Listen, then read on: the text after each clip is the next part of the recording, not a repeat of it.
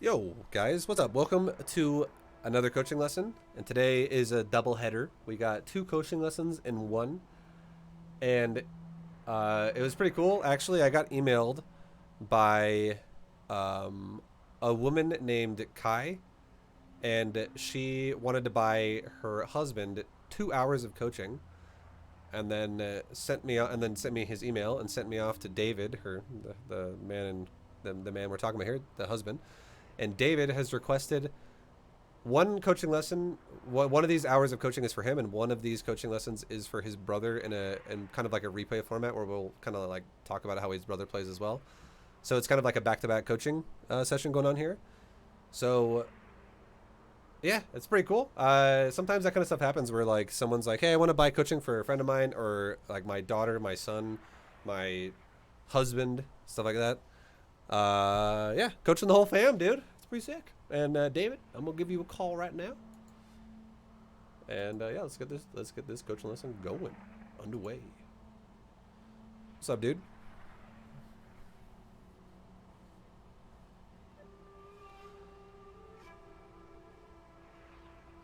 Can you hear me right now, David? Hey, can you hear me? Yo, I can hear you, man. How you doing?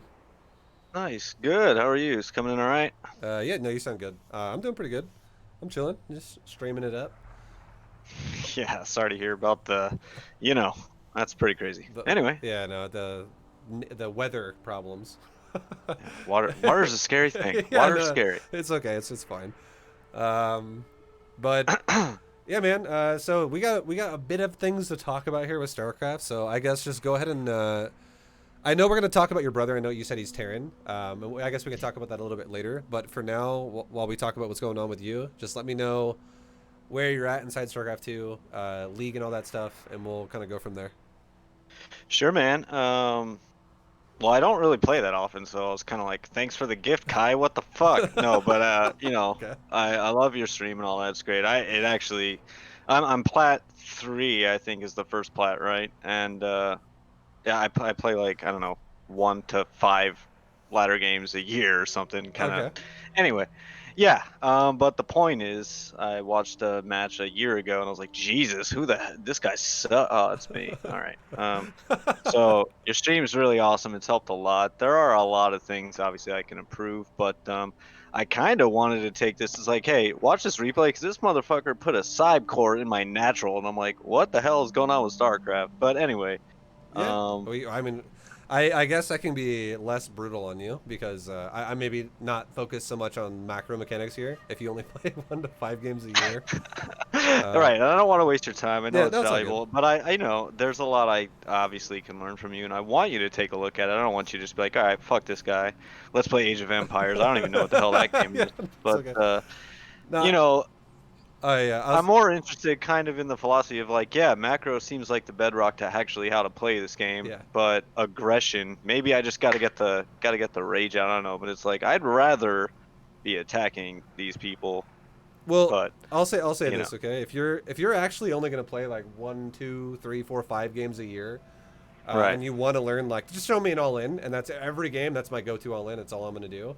I will 100% say that you will execute that all in very poorly because you won't be macroing very well during it. But if you're not going to put in the time to like do the repetitive macro like practice cycles that you need to do, then honestly, I wouldn't mind coaching you that instead. Like I'll just give you an example of like what could be a good way to attack somebody or what would be a good build for you to do in a matchup or overall, and we can go from there.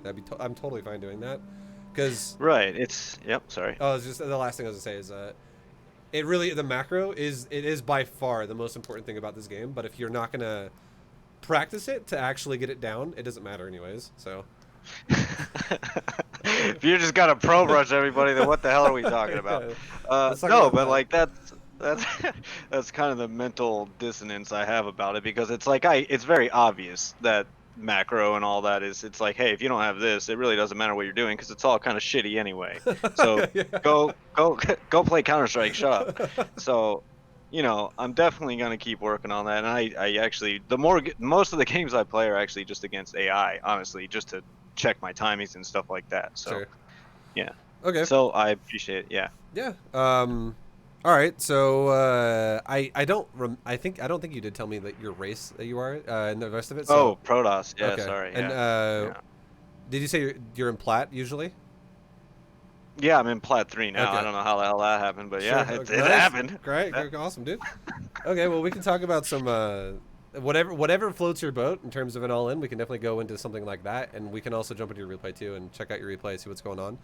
But Yeah, I think checking the replay, sorry to interrupt, is no, you're all probably to good. give you a kind of good idea. It's like, all right, I mean, keep the gloves on when you're, yelling at me, but then when we go into my brother's stuff, take those puppies off. Be Okay, like, I want you to look at the camera and go, Mike, it's my brother's name. Go, okay, You're terrible. Like, you should listen to your okay. brother.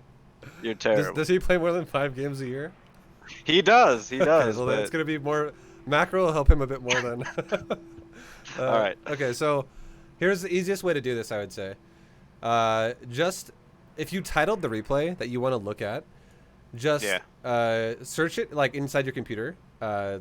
Just with any search feature you can use. Like if it's Windows, use the Windows key, and then you can drag Yep. and drop the replay in Discord right now with me in the private call we have, and I can share my screen with you while I watch it, so you can see my perspective while I go through it. Okay. Jesus. Hold on, I got like into StarCraft. I think I'm loading the replay. I think up. No worries. uh, You're all good, dude. We're chilling. I mean, if we're not going to talk about macro for your part of the coaching lesson, that's already like 45 minutes gone right it's there. gotta So be quick. we're gonna have a lot. Well, like, we can definitely talk a lot more about other shit, but yeah, it's not gonna. I'm not gonna definitely stress on like you need to make sure you're producing and stuff like that. Even though that is incredibly important, it just doesn't matter Absolutely. if you're not gonna practice it. It doesn't matter then. It's like, oh, I'm supposed to 6-stack probes, right? Yeah. Yeah, Yep. yeah, All right. yeah, yeah. Because yeah, like for honestly, what the number I would kind of recommend it would be if you can at least play like an hour a day. So that's maybe like 4 or 5 games a day, every day if you can. That would be probably the best way to actually practice Oh, macro. you got the vibe. You got the Discord Nitro, huh? Okay. Okay. Oh yeah. Okay. Oh. Oh. All right, here we go, dude. I'm gonna share my screen with you. I'm And the ire guy. Yeah. yeah. Okay, okay. I don't. I got I don't you. know how that. You're playing Solaris. Is Solaris the name of like a Protoss hero? I can't remember. I don't know if you know, but I can't. I I think. don't even know what that. I don't know. Okay, yeah, cool. Maybe someone in the Am like you, I am I a Protoss hero? you're I just a don't planet, dude. You're the homeworld of Protoss. Okay. So we'll see what's going on in your game. Again, I'll just kind of like bypass uh, the whole aspect of macro and all that kind of stuff. appreciate it. And Uh, I mean, it's you have a lot of videos out there, and I'm learning a lot from watching other people do it. So I don't want to waste time. no, Like, you're all good. you know. By the way, it's not wasting my time either. Like even if I did talk about it, I wouldn't even mind. It doesn't bother me. Because Okay. it's more for you anyways. But I would I, say this, okay? This is something you should try to do. This is very. I'll just explain concepts to you about being aggressive. all right. Yeah. So a concept of aggression is minimize as much time as possible with whatever you want to do in terms of your attack. So for instance, the only thing I'll critique on what you did here so far is watch your probe here that builds. So you're 6 seconds in the game, and you've made the probe within the first second of the game. That's super good. That's really good.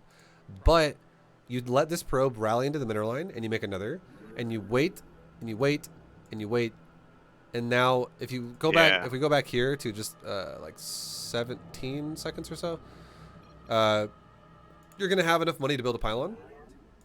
Like right now, 17 Right now. seconds. So Yeah. your pylon ideally would want to go down in 17 seconds. And the only reason why this is super important is because this is your tech that's gonna initiate your attack. So every second you waste on this makes your attack weaker and weaker and weaker because you're showing up later and later to his base. So anytime you do anything like this where your attack is delayed, it massively weakens your build. Right. So yeah, well, if you just look at it here, your pylon should have gone down at 17 and it goes down at 21. So it's already 4 seconds for no reason that's delayed. And the way you fix this would be your very first probe you build, just rally the Nexus to wherever you want to build the pylon, and the probe will pop Right. out on that. Like wherever the line is for the Nexus, the probe literally spawns there. So if your line went this way, it would spawn there, and then go that way. Maximum efficiency. Exactly. All right. The main thing it would do to you is it would just let your pylon go down at the right mineral count, so you don't have this Yeah. 4 second miss type shit going on. I gotcha. Same thing with the gateway. You're Yep. gonna see this probably over and over, and then Yep. yeah. And see, like, you have Oh 75 in the god. bank after. Like, it's just everything's getting behind. Yep. And now we'll And then or go ahead. oh no, I was just gonna say, and then there's the thing like, oh god, all right, assimilator, and I think it was Moncopy. I mean, countless videos, but build order. So I know you're gonna talk about that pylon and all Yeah, the yeah, other yeah. stuff. So yeah, like I have no idea. I'm like, oh, let's put some shit over here. Hey, what's that? Yeah. Yeah. So Also, sorry. no, you're all good. Another thing that's super huge as well is if you're gonna go for aggression, depending on what it is, the last thing you want to let happen is let your gas get stolen ever. Like in Oh yeah. yeah. So I was kind of like, oh okay, okay. so You yeah. curse word, curse So word, yeah, curse word. what I would say is make sure if someone comes in your base, like when the probe comes with the ramp, if you see it, like if you don't see it, obviously that just sucks.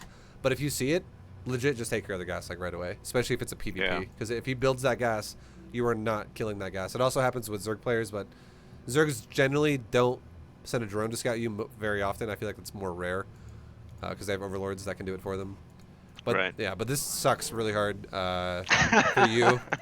All right, let's see what your game plan is here. I'm gonna kind of speed it up Dude, now and see what your overall. Look at this fucking guy. Yeah, I see the core and the natural. And this guy's going for the fucking super annoying block.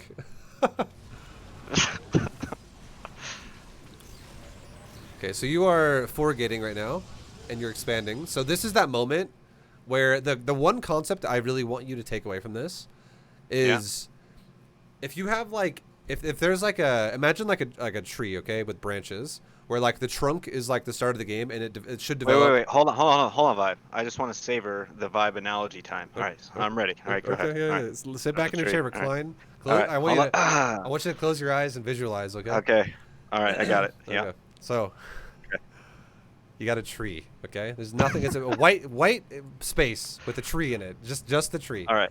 It's got a big fat brown trunk. Ooh. Okay. Now. Okay. Yeah. It's growing. Oh shit. It's getting hot in here. All right.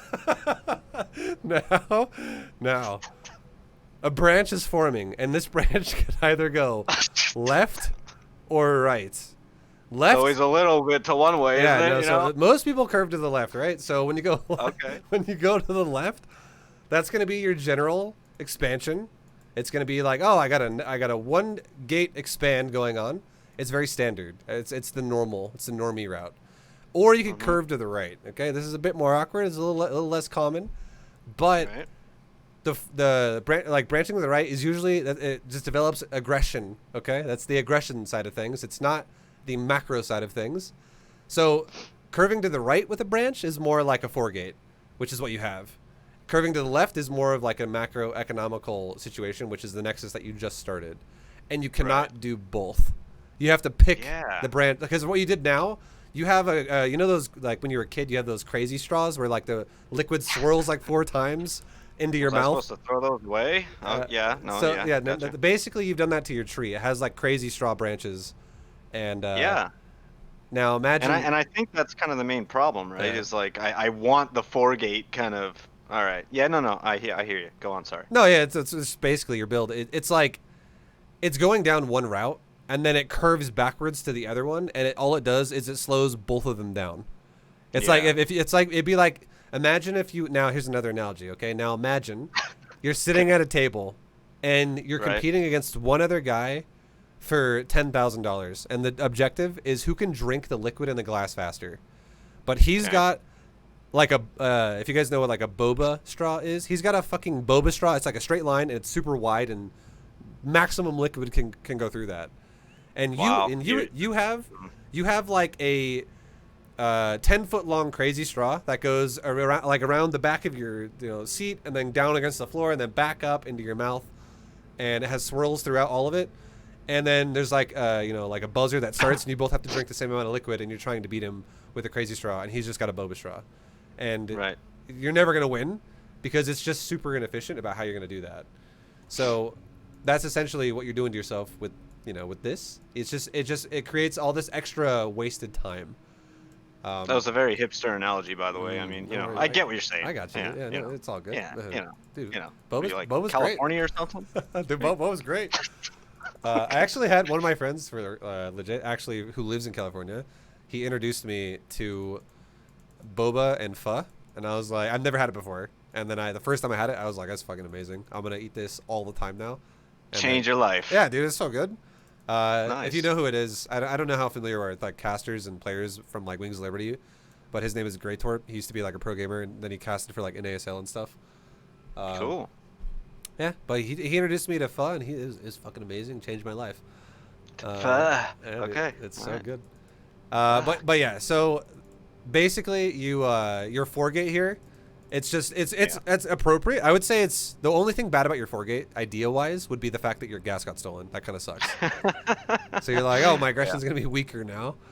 But the Nexus, what this does now to your 4-gate means that you're not even 4-gating anymore because you just made a Nexus. This should have been like all invested into either pylons or actual units out of the 4-gates.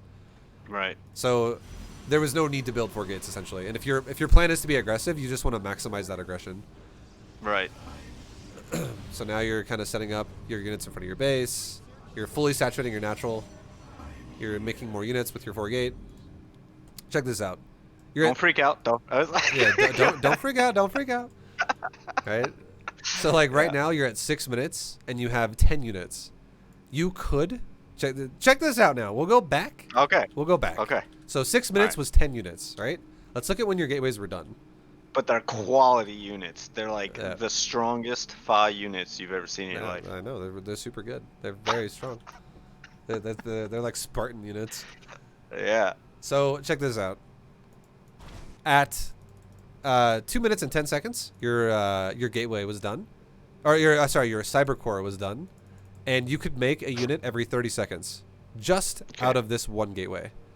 Gotcha. And if you think about that, that Yeah. means you can make 2 units a minute, and we have a discrepancy of about 4 minutes. So just this one gateway could make 8 out of those 10 units you made just with this one gate by 6 minutes. Yep. And you had 4 gates.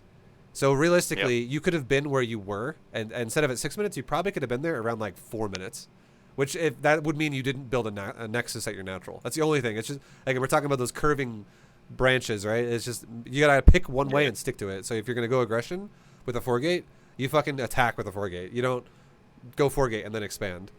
The idea with expansions and like macro in this game is it's minimal investment of army with maximum investment of economy. Right. It's just enough to like make you not die, essentially. All right. So I have a question for you now before we continue here. All right. And it would be if you had to classify yourself with any type of aggression that Protoss can do, and if you want me to give you some like multiple choice here, I can give you some ideas. But how would you kind of classify yourself as a Protoss player? Like, what kind of attack would you think you'd like doing? So I think the biggest problem is that, honestly, it probably, I could give you all these things like, oh, I want to drop DTs in this fucking mineral lot, but I mean, the problem is it's like, until I found your channel, I didn't really know what's actually a feasible, and I guess the better word would be efficient, and kind of like, this is actually a good way to do this kind of thing. Uh-huh. So it's like, drop TTs in his base while disruptoring his fucking tanks, and it's like, no, that's it. No, what are you talking about? You don't know what you're talking that's about. super advanced. That's crazy advanced. Yeah. So it's like the macro, and you set it up in a way where it's like, all right, this all makes sense to me. And, I don't play too often, but when I do, and after I practice the kind of macro stuff, I tend to win more than I lose. So it's like, okay, this makes sense. Even though the whole time I'm like, thinking about crazy straws like motherfucker, I want to kill this motherfucker.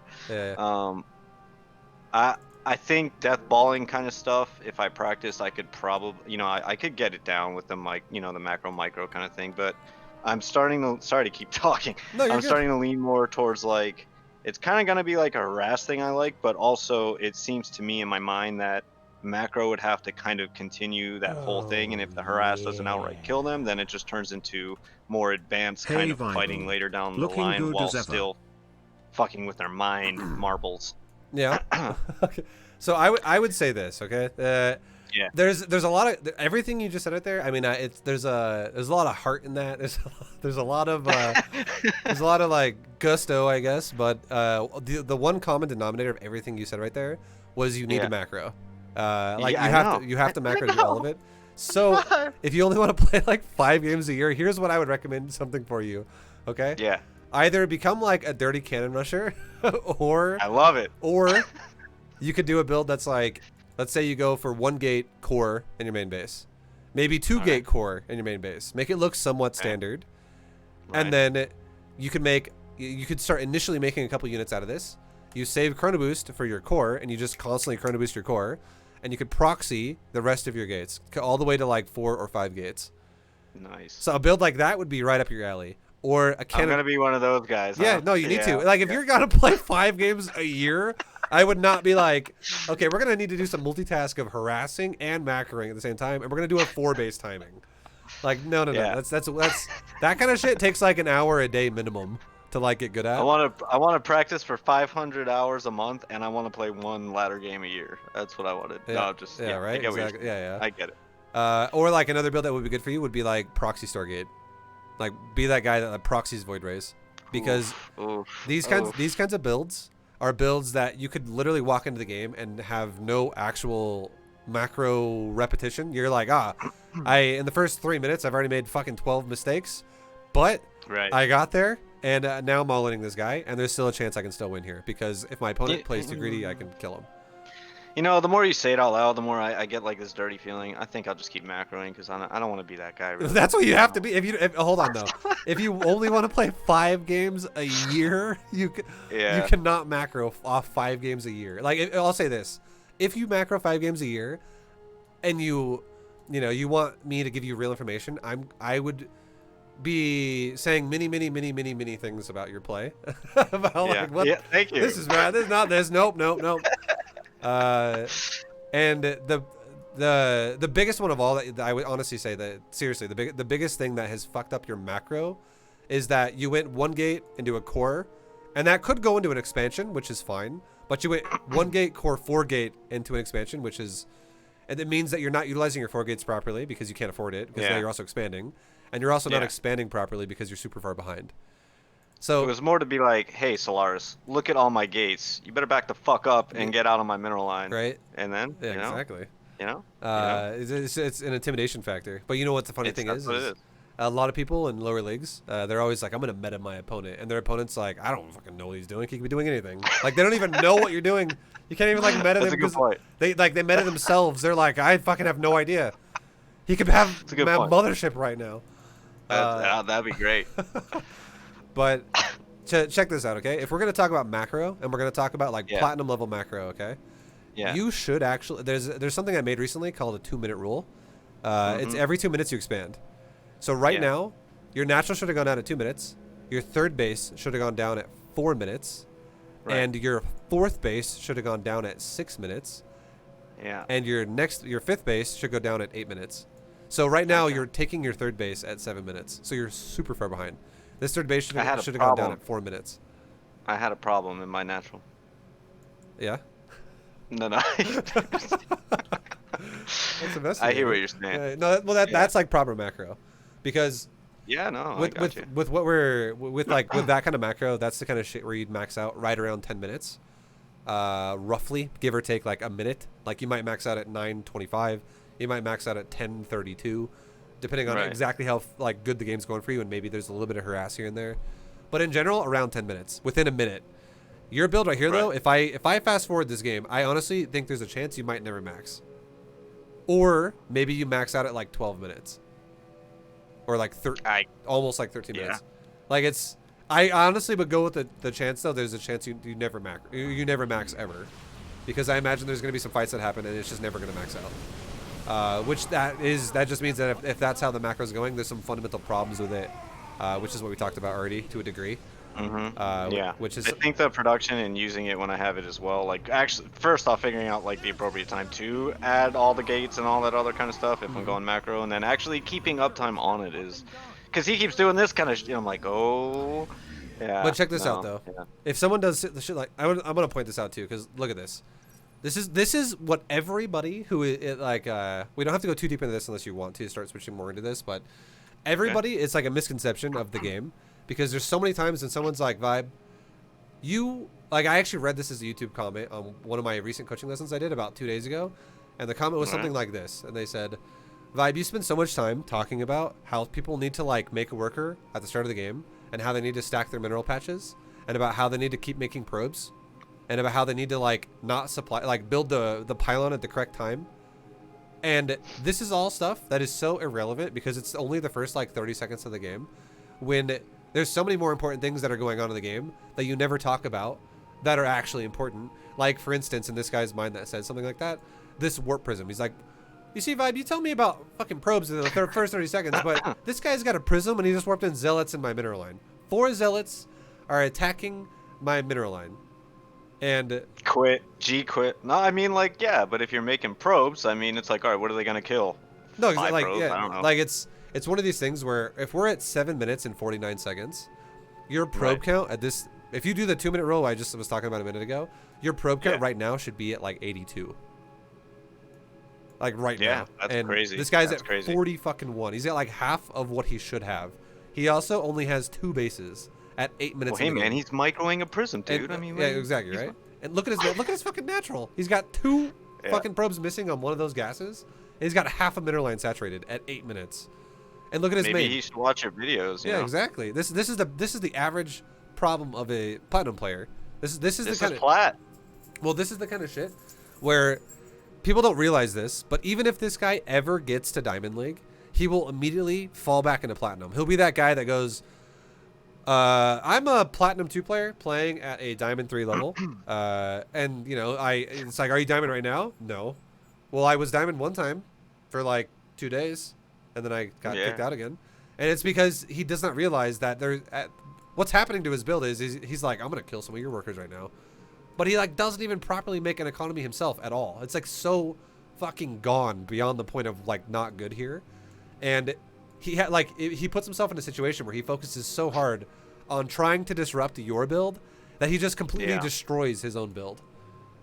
And I do feel like that is the life I would lead to if I went down the curvy straw route. Exactly. Yeah, Exactly. sure. Like he thinks that the aspect of PvP is a warp prism drop. And that's like the misconception there. He's like, this warp prism I fucking saw Pro Gamer do it. I saw Parting do this, and it fucking owned. It was so good. He did it in GSL and it crushed. He's like, I'm gonna do it. This is my new build, the Warp Prism Zealot drop. And it's like, well, how do you get there? I don't fucking know. I just do my own thing. I'll eventually get there, and once I have it, it just wins games. And he might win a game here and there with it. I'm not gonna say he won't, but that's what I mean. Where like his MMR, he'll win and lose games, and he'll stay at this MMR, but he'll never really go up. Like really go up. He'll just go up and down, up and down, and he'll stabilize in the same area forever. Because people who play like that and have that misconception, they always think things like this. Ah, fuck. Okay, well, I've been here for like a month, and I'm not going up. So how about you like scratch your chin and you're like, how about I add a second warp prism with 4 more zealots and hit 2 fucking bases at the same time? Yeah. You never know till you try, man. Do it. And it's like, that sounds like a good idea. And then like now that game where he goes double fucking prism, he's got like 3 out of 16 probes on the natural. And you're like, dude, like this, what the fuck is this build? That's what Solaris. If you ever watch ViBE, I'm really sorry, man. I'm really sorry. Well, he's fine. Like, Solaris, you're great. Okay, just fucking make workers. Like this is, you need to make some probes, dude. Make those probes, boys. But yeah, no, it's just like it's way too much. And you look at someone's build, and like if this guy had like, because here's another thing. Remember how I said you should have around 8 minutes, like 7:49, you should have like 82 probes. Your supply right now should be like 130. Now imagine if this guy attacked with 68 supply into 130 supply, a guy who doesn't even have, like, his brain is completely just turned off to micro, to scouting, to composition, to everything except I macro, I produce, I produce. And then he doesn't even, like, he just goes, oh, you're attacking me? I see red flashes. He's like a zombie, and he just F2A moves that direction. And then this Prism and 4 Zealots encounters like 12 Stalkers, like 3 Mortals, an Archon, and like 8 Zealots. Because now the guy's also going to charge Archon Immortal at this point. And then it's just, the Prism just gets completely destroyed by an army that is like 10 times its size.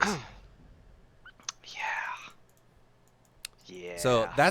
that's the kind of shit that'll happen, right? And like if you look, for instance, if you like look at this, like what the hell is this? Did you have a unit up here, or was this just a massive misclick? And how long have those been sitting there? No, remember when we fought? Okay, Yeah. okay, Yeah. okay. I think he pulled his probes to fight this. I think. But check this out. We're gonna watch his perspective, okay? Watch his perspective. All right. All right. Mineral, like look at production for a second. Neither of you guys are building probes, right? This is the no multitask situation going on here. You are making some stalkers, which is nice, but neither one of you has been making workers throughout this fight. And Yeah. let's watch his perspective. Now what does he do? He immediately goes, time to fuck him up. I just defended my base. I'm gonna let these probes go idle for a while. I'm gonna fuck him up. And what does this accomplish? Let's really watch what like.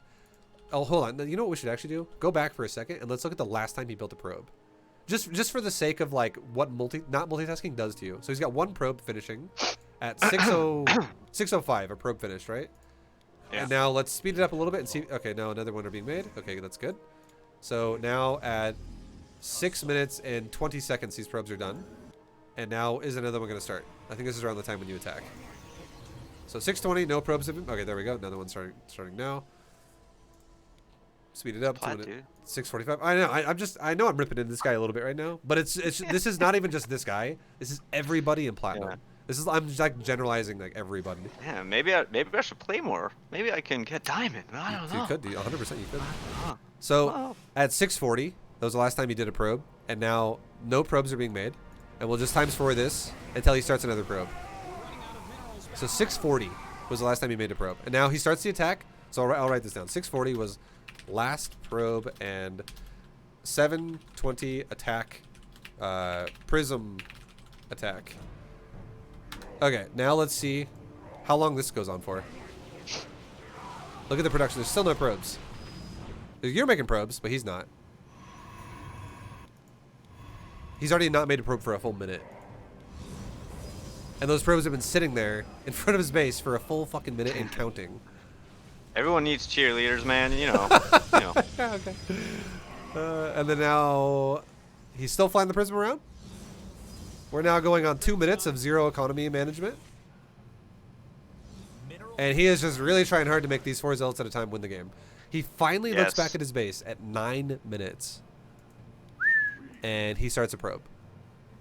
So that was like fucking 2.5 minutes of. And what is it? 12 seconds a probe or something? Yeah, 10, exactly. 12? And it's 2 nexus per as well. So realistically, that's 6 seconds a probe. If you want to break it down that way too. Yikes. So that's a All right. fuckload of probes that he just missed out on. That was like what is that? 2.5 minutes at 6 seconds a probe is 15 probes. I'm not doing that. I think it's 15. Or no, is it 25? It's 25. Okay. Yeah, 25. It's 25. Sorry. Sure. 25. Trust me on that. It's 25. But I believe it. Yeah. Yeah. That's a lot of probes. And how many probes did he kill in this whole process? He killed 10. So here's the crazy thing. And I'm not even going to go back and look at the fact that he might have killed a probe before that attack as well. Like maybe he killed a probe with an attack earlier. Or a scouting probe also might have died. But let's just hypothetically say that in that 2.5 minute window where he made no workers and he was like prism attack, fly over attack, fly over attack. He's like, all right, I'm trying to fuck economy up, and he does no macro the whole time. He needs to kill 25 probes to break even. That's an interesting. Wow. Yeah, that kind of puts it. That puts a nice little period on it right there. Yeah, and if he killed like 62 probes or like 55 probes, I'd be like, damn, nice attack. That was definitely in your in like a good investment of your time there. Right, but if he kills right. anything below 25, he goes out negative. Because the thing is if he's losing zealots and you're losing probes essentially, which is what he's trying to kill, you're not even really losing out in the resource trades there in terms of like what's dying, because a zealot's more expensive than a probe. And then on top of that, if he for the amount of time that you could be, if you're building probes the whole time and he's not, if you could build 25 in the time that he could only build. And here, you know what? Actually, here's the even crazier thing. Okay, this is math that I don't feel like doing, but check this out.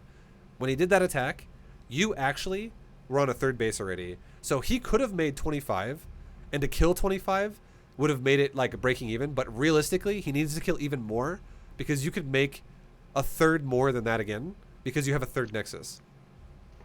Does that make sense? Like he actually would probably need to kill something like fucking I don't know, like 37 probes at that point now to break even with what you can do, because there's no third base for him.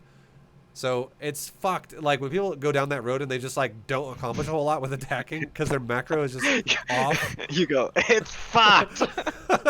Yeah, it is, dude. Yeah. If I gotta have to convince people of this every day, like, you know, anyone's like a doubter on that aspect. They're like, nah, attacking's what's important. It's like, is it? You don't fucking macro for 3 minutes while you attack with like 10 supply. I mean, if he had 2 prisms, Exactly. you know? That's what the problem, right? Because he thinks that more attacking is the answer, and it's really not. So does someone at your level then do all the kind of stuff that he's doing, but you're just macroing behind it? I mean, obviously there's more to it than that, but I'm just saying, like you. I know what you're saying, and this is where, sorry, this is where the people who think they can multitask and they really can't. This is where like the difference is. So you can totally attack at any point in the game if you're a good player at StarCraft 2, and that's because you will never stop macroing ever while you attack. And the reason why that is because if you are the definition of a good StarCraft 2 player, you have practiced macro so much. Either you literally like, but they're already so good at it that they don't have to sit there going, okay, let's not supply block this game. Okay, let's make sure we always pump a worker this game. Like they're way beyond that because they have way more experience in that. But they do it. They do the task so fucking fast that because they do it so fast, they have all this extra time now that is like, you know, it's alleviated, and it's just idle time now that they now fill that in with harassing, with micro, with pressure, with multitask. But if you're someone who literally, if I tell you, like, I'm gonna use Zerg. I think Zerg is what the most difficult one to learn in the beginning because of the aspect of creep spread. But if I tell you, okay, I want you to spread 10 fucking creep tumors and eject 3 hatcheries. Go. And I have like a stopwatch. And it's like a player in Platinum.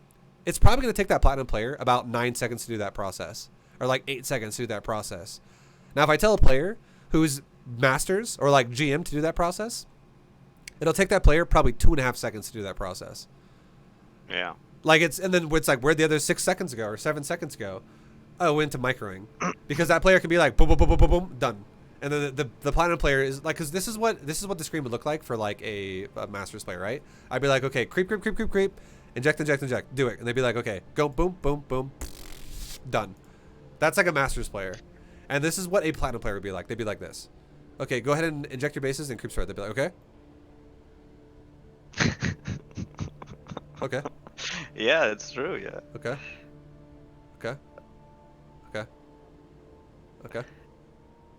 Did it. And it's like, nice, camera dude. hotkeys. Well done. Like it's like, good. Keep practicing. That was fucking slow. Do it faster.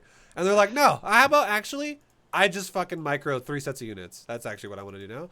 It's like, okay, you're not really ready for that, but if that's what you want to do, like, is that's where people just like don't understand, and they completely have the problem of they overcomplicate the game by thinking that micro is just what's relevant for every league.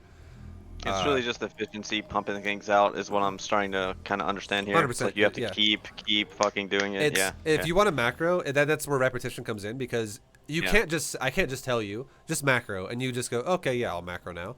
It's something you have to experience through literal experience. Oh, yeah. And that's why I say like 1 hour a day minimum of like just repetition to be like, practice the build. And eventually it'll turn into a thing for you. That's like, when you wake up in the morning, or when you go to bed, or when you walk around, or when you exercise, or when you talk to people, like your body has automated reflexes that just do it. Like you blink your eyes and you breathe and you do shit like that. Like you don't even think about it. And that's what macro. I'm gonna be talking to people like, did you hold your 20th probe? Wait, what? Well, like it would be like this. It would be like this. Like you develop skills as a person as you grow up and shit like that. And like there's so many things that you just, when you're younger, you might think about more. Like obviously, no one really thinks about breathing. That's just like a literal instinct. But there are like, imagine like talking points or like reading people. Like as you get older, you can definitely like kind of read the room a bit more, and you can kind of like understand how to like comprehend what people mean by body language or things like that. It's just skills you acquire through experience, and you get more efficient at doing whatever you want to do. But if you're like, it'd be like, we'll use another analogy, okay? Another analogy. Imagine if you're a guy. You're gonna be a great dad one day, ViBE. I just want to say, thank you. You know. Yeah. Imagine that you're a guy and you have one goal, and your goal is to simply go in and do like into a building that is like a restaurant, and you want to make an order for food, and then you want to pick up that order for food, and you want to take it home and you want to eat it. That's it. That's all your goal is. And if you tell the guy to do that, that's never done this before. And let's say he's not only is he not comfortable driving, he has no fucking idea how to order things. He doesn't even know how to use a phone really well in terms of like ordering food. He's never done the process before. He doesn't know how to put his fucking money into it, like the credit card thing. He knows nothing. He like every step of the way, he's like figuring it out. And every piece of the process takes like 10 times longer than it should.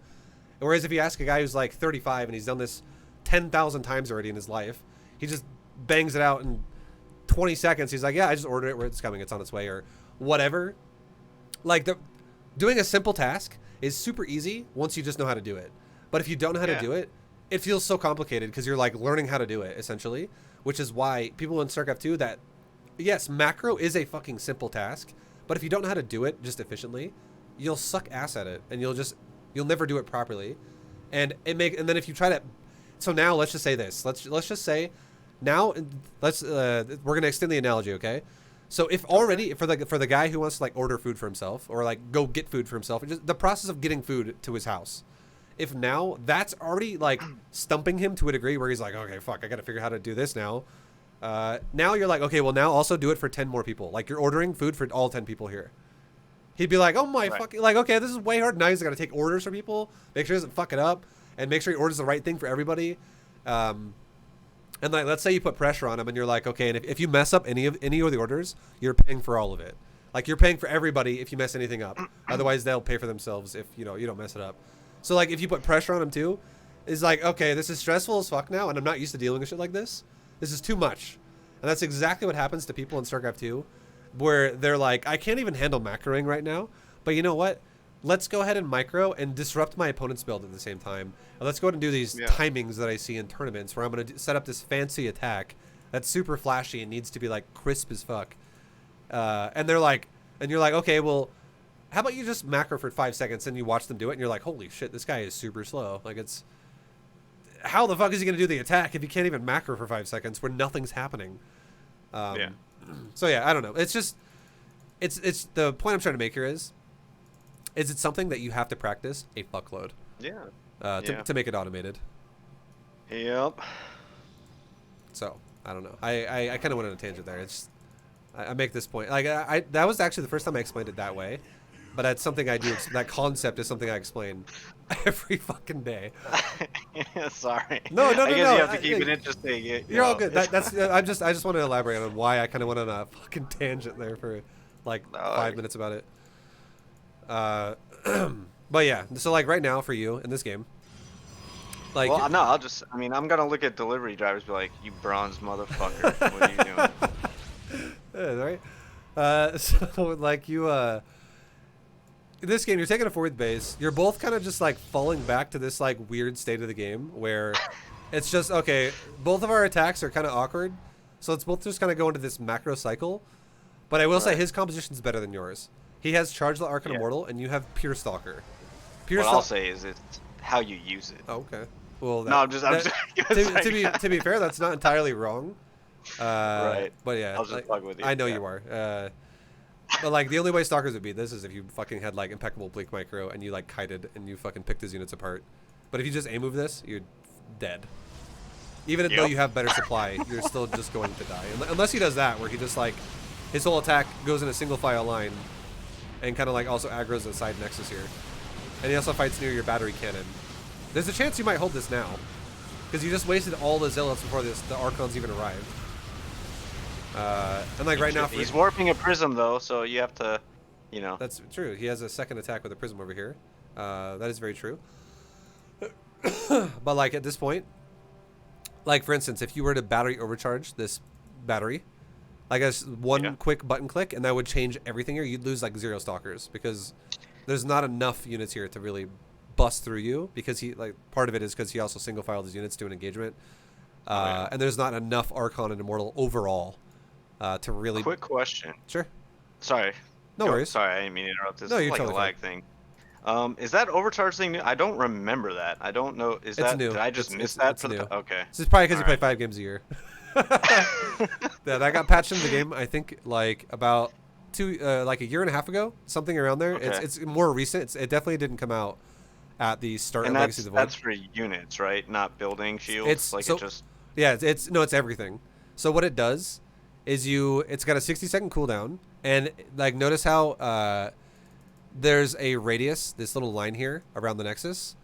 If yeah. the battery is built within the radius of this, so if the battery's like there, correct. If the battery's there, it won't be able to be overcharged. Right. So as long as the Okay. battery's near the Nexus, essentially, it costs 50 energy to cast it, and the Nexus that is near it doesn't even need to have the energy to cast it. So like if this Nexus actually had 0 and this one Right, had right. 62, this could still cast it over there because that Nexus is still So near it.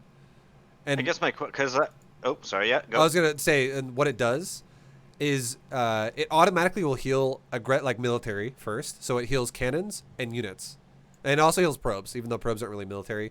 Anything with an attack essentially is what gets priorityed, and Okay. anything that has like a spell that I can cast, like a Templar, even though Templars actually have an attack, but like a Prism doesn't have an attack, but it would still be a priority over like a Pylon, for instance. Right. So those get automatically healed. All those things get automatically healed. If you want to heal a gas, a pylon, a nexus, basically any building that is not a cannon, you have to manually click the ability or hit the hotkey for R, and you could then be like, hey, battery, R click nexus, and it would heal the nexus. Okay. Because yeah, I try to do that later, and I'm like, this fucking shield battery is it? And then my Nexus explodes. So yeah, okay. Yeah, so that's all it does. That's how all that happens with it. And if you battery overcharge it, it makes the battery heal for double the amount. So normally it heals for 36 shields a second. So if you have an overcharged battery, now it's healing for 72 a second. Nice. And then on top of that, the second part where it says every 3 shield restored drains 1 energy, that part is irrelevant when it's overcharged because a battery overcharge makes it cost 0 energy to heal. Because what battery charge does is it increases its shield restoration rate by 100%, which is why it doubles it, and it allows it to restore shields without consuming energy for 14 seconds. So for the next 14 seconds, let's just say hypothetically you cast it on this battery right now. For the next 14 seconds, it would heal twice as fast for free, and your shield battery would actually generate energy from 4 to like probably like 16 or so, or like 18, because it regenerates about 1 energy a second. And then when the overcharge ended, it would be at about 18 out of 100, if that makes sense. Yep. And then it would go back to normal healing after that. Yep. So yeah, like battery overcharge, super fucking useful. It's amazing. It's very, very, very good ability. Yeah. Thank you. Yeah. I think it actually is this one. When I'm like, all right, overcharge. I don't know what this does. Let's find out. So yeah, like why is my Nexus? Why is it dying? No, what the hell's that? Alpha! Yeah, exactly, right? So. If you actually told this battery to heal the Nexus and you like how you overcharged it, 100% this Nexus would have not died. Right. So, can you walk me through just real quick? Like, so I target that Nexus, hit, like, what is it, B or R? Or it's R. What? You can click it or hit the R for it's R for restore. Okay. And so what you would do here, like I'll show you like right when you click it. Right. All right. So go to your vision here. So like right now you just warped in Zealots. You could do this 2 ways. You could either tell the battery to overcharge first, or you could tell the battery to heal the Nexus first and then overcharge it. Either way works. And what would happen is if you told, hey battery, I want you to now heal the Nexus, and then you overcharge the battery, it would start healing the Nexus at a super fast pace rate. If you, but let's just say the other way goes. Let's say you overcharge the battery, and then while the battery's overcharged, you then click the battery itself. So you then click the battery now, and you say recharge or restore the Nexus. Either way works. It just channels the battery into the Nexus, and then it would be healing 72 shields a second, which is 72 shields a second is about the same damage of like 4 Zealots attacking the Nexus to like completely just like null and void all the damage there. And any Zealot above 4 at this point would be like actually adding on a little bit more damage. So essentially if you had an overcharged battery here, it would be like 5 Zealots are hitting the Nexus instead of 9 of them. Right. That's really cool. Yeah, and then every time you kill a zealot, if you kill zealots down to the point to where he only has 4 zealots, it's not even going to take damage period anymore. The shields are just going to cancel everything out, and then obviously any zealot dies beyond that, it just goes up instead of goes down. Yeah. It's like the Protoss form of repair, essentially. Nice. And then from like a situation like this where your thing dies, you know, obviously rebuild it, resend your probes to go mine, and expand again. That's fine. And for your probe count right now, it's good. You definitely got to the point to where I would have wanted you to have been with the probes eventually. But you can see, like, check this out. Like right now, it's 12 minutes, and I know you did just get attacked by a little bit of an army. But even though that happened, at 12 minutes, you're still only 127 supply. So that's where the macro part comes in, where it really needs to be, you know, maintained a lot if that's what you want to focus on. But you're still gonna kill him because your opponent played even. And this is, I'm going to say this one last concept, okay? This is another concept where it's misleading for players that are new to the game. Okay. Just because you win or you lose does not actually mean your build was efficient and good. Oh, yeah. Yeah. Absolutely. The only thing that makes your build efficient and good is time. If you understand what time is, like what it means in StarCraft 2, where it's like, okay, well, we're at 10 minutes and I'm at 130 supply. When you should be maxed out around then, that is not efficient. That means if your build was not designed to be an all-in or some type of a timing attack, which is why you should be that low, because you invested for aggression. If instead it was just pure defensive macro, it means your build has some fundamental problems and it needs to be updated and fixed in some way. Because a lot of people, what they do is they go, I won the game though, so apparently it's good. When all that really means is if you played really poorly that game, like your build was just not good, means your opponent's build is even worse. Yeah. Just keep banking on that. Yeah, right. They're going to keep playing bad. I know it. No, yeah, absolutely. I understand completely what you're saying. So yeah, so like you're going to kill him right here because his build was just incredibly inefficient. Like the whole fucking almost 3 minutes of a prism just doing nothing, and then like 8 probes chilling there for a while. So here's an idea, okay? I know we're basically at the hour for you, but again, you have a 2-hour session. So here's what I'm thinking for you, okay? This is what I'm thinking for you. All right. If you want to go into macro as a big, like, okay, no vibe, you know what? I'm going to be the macro guy. To save you time, I will actually just say, and if you want this either way, I can link you a coaching lesson I did recently that is like the epitome of what you'd want. A pure fucking macro. Yeah, the 930 max. Yeah. Yeah. So I can link you one I did recently. It was a person I had that was she did a really good job at it, and she was like hitting good timers essentially, like better than what I had told her to do. But it was like it's a 2-minute rule essentially. It's what I'm gonna do in my next Beta Gym series, and it's easy to understand. I feel like. So that I could send you that if you want a macro, and now the offer I want to give you as well is we can either go straight into like the replay of your brother and I can just rip him a new asshole, or or I can show you an example of a build that we can just decide on for you that I think would be a great version of aggression for you. So I can just give you an example of aggression, and this could be the thing you work on where you're like, okay, it's January 17 and I haven't January 17th and I haven't played a game of StarCraft 2 since July of last year, and now I'm ready to go for my next game. So you could have this replay. So you like, let's say you watch this replay I could give you in a second that I can make for you, and you're like, how does the build go again? Okay, that's it right there. I build these buildings for 3 minutes and then I attack the guy, and that's Sounds it. Perfect. Yeah. So you want me to make you something like that right now? Well, can I request a 5-minute break? Yeah, sure, no problem, dude. But honestly, I mean, ripping my brother a new one. I mean, that's been coming for 30 years. So I mean, sure. You know, that has to happen. I'll figure my own shit out eventually, but that has to happen. Yeah, we're definitely gonna spend a lot of time on that. No worries. Can I see you back in 5 minutes? Is that all right? Yeah, go for it. Take your time. Thanks, man. I'll be right back. Sure. All right. So yeah. I'll just talk to the chat for a minute here, guys. But yeah, this in general, if just for the concept again, just one more time to reiterate, if this kind of applies to you as well as a player, where you're like, I don't really play very much. I like ViBE's Beta Gym series. I like ViBE's philosophy on macro.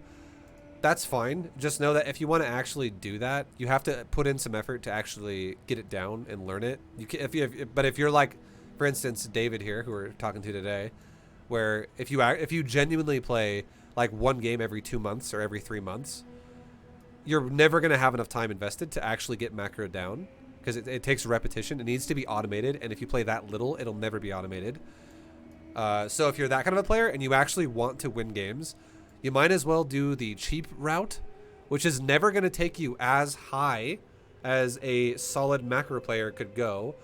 But if you're the kind of player that is legit like, fuck it, I play one game every couple months and I legit 4-gate all in or 5-gate all in. That's all I do. You could totally get away with that and get to like Diamond, maybe even Masters playing that way. If you just get decent at executing the attack and not wasting time. Because the amount of players that will crumble to pressure, if they because the thing is it's actually harder to defend pressure if you have less supply than your opponent does. Everybody understands this concept. If you're getting all in and you're not also all in your opponent, so for instance, if I'm macroing and I have 10 army supply, my total supply is like 52, but only 10 of it is in army, and the other 42 is in workers, and my opponent has 48 supply, and only 22 of that is in workers, and 26 of that is in fucking army. Well, that's 26 army supply versus 10 army supply. Although as the macro player who has a low army supply right now, I have a higher economy. In time, I will surpass that guy because I have more money to produce with. I need to know what the fuck I'm doing to like buy time to do that. And if I don't know how to do that, I'll just fucking die immediately. A lot of people will die immediately. So that, like, you know, because they just like, I don't know how to defend all-ins. I don't know what anything means.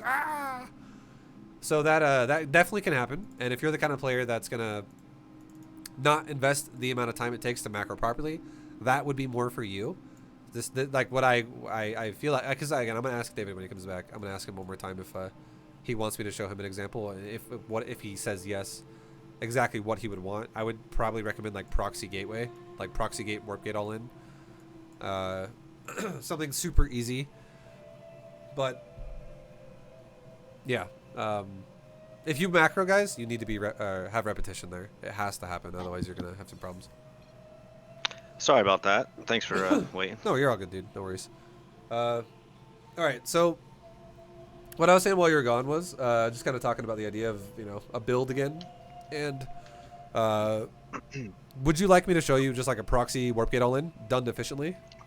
Fuck yeah. Okay. So this is, I would say this is the easiest form of aggression for a just for like a player that, you know, that plays minimal hours in the game, who still wants to play every now and again. So you don't have to log in for this. It's totally fine. I'll just keep sharing the screen to you, and I will. I'm watching. I'll send you the replay as well when this is over. Thank you.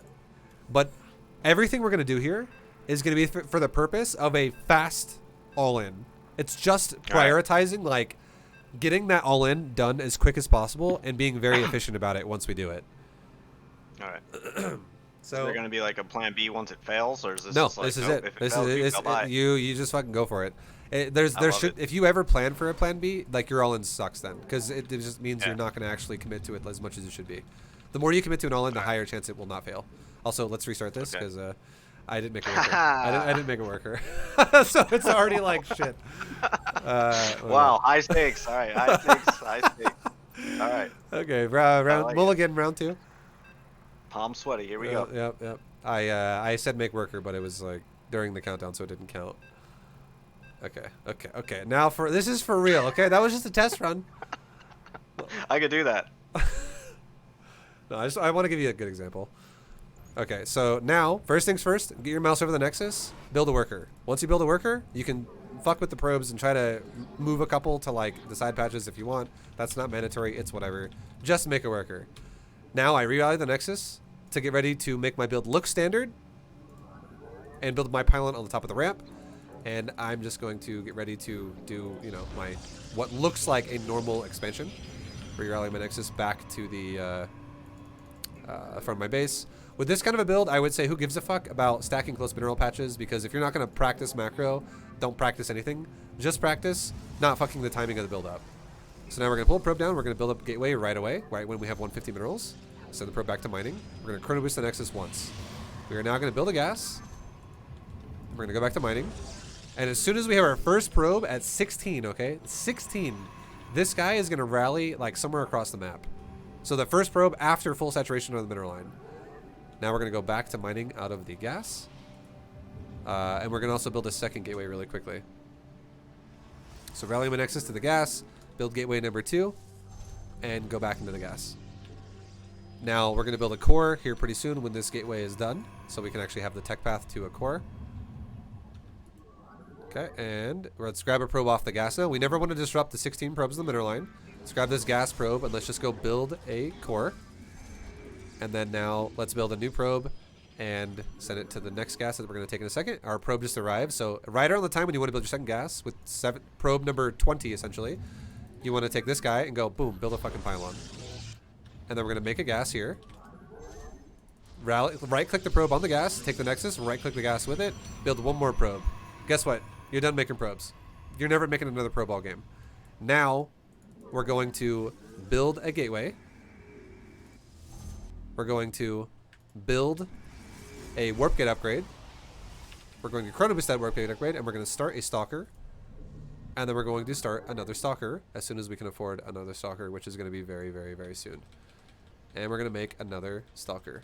And now we're going to make another gateway. And we can make another pylon as well in just a second. Because we don't want a supply block here in a moment. So now we're making another pylon. And notice I haven't even scouted. That's totally fine.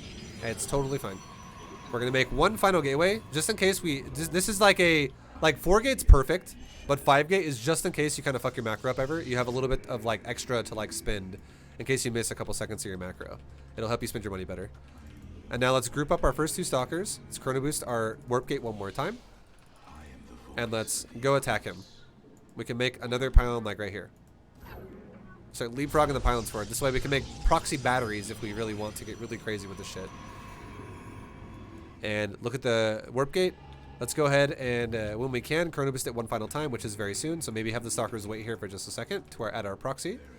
Chrono boost right now. And now let's wait for the warp gate to finish. We can make like one more pylon again, like over here or something. Wait for the warp gate to finish, which is happening right now. And let's make a shitload of stalkers. And here comes a lot of stalkers. Oop.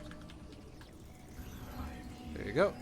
And now we have, right now already, we have 8 stalkers at 3.5 minutes in the game. And now we're going to go attack his base.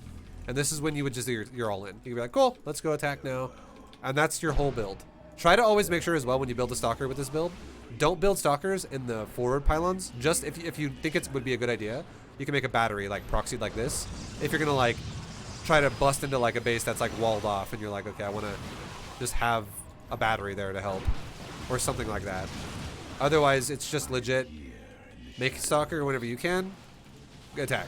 Make a stalker whenever you can, attack. I guarantee you will break so many players playing like this. That's all it is. I can't wipe the smile off my face, man. So how much like hate speech is gonna come my way if I play and beat people like this? Is it gonna be a... There's gonna be some people that are gonna be like, you fucking dirty cheeser! They're gonna play the game! It's Sweet. That'll definitely happen. Fucking nice 4 gate! Wow, okay. But the build's super easy, and it's done efficiently. So, what I'm gonna do now, what I want you to do, is that actually, if you wouldn't mind, I want you to log in with just one time. Just log into StarCraft, and I'm gonna have you do this, and I'm gonna watch you do this. Ooh. And it's gonna be a bit of a voyeur experience. Yeah. Oh, okay. All right.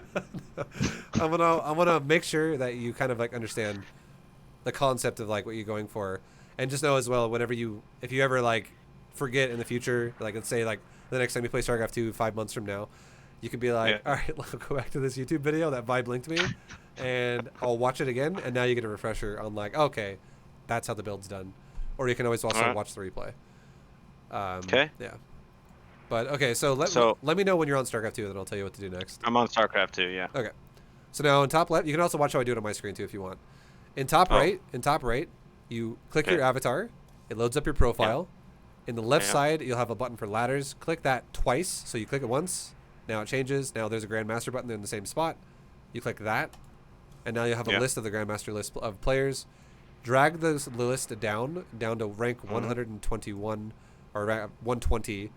And then you can just click my name with like right click it and send me a message. Chat. Yep. There you go. Okay, now I invite you to a party and I'll make a game for you.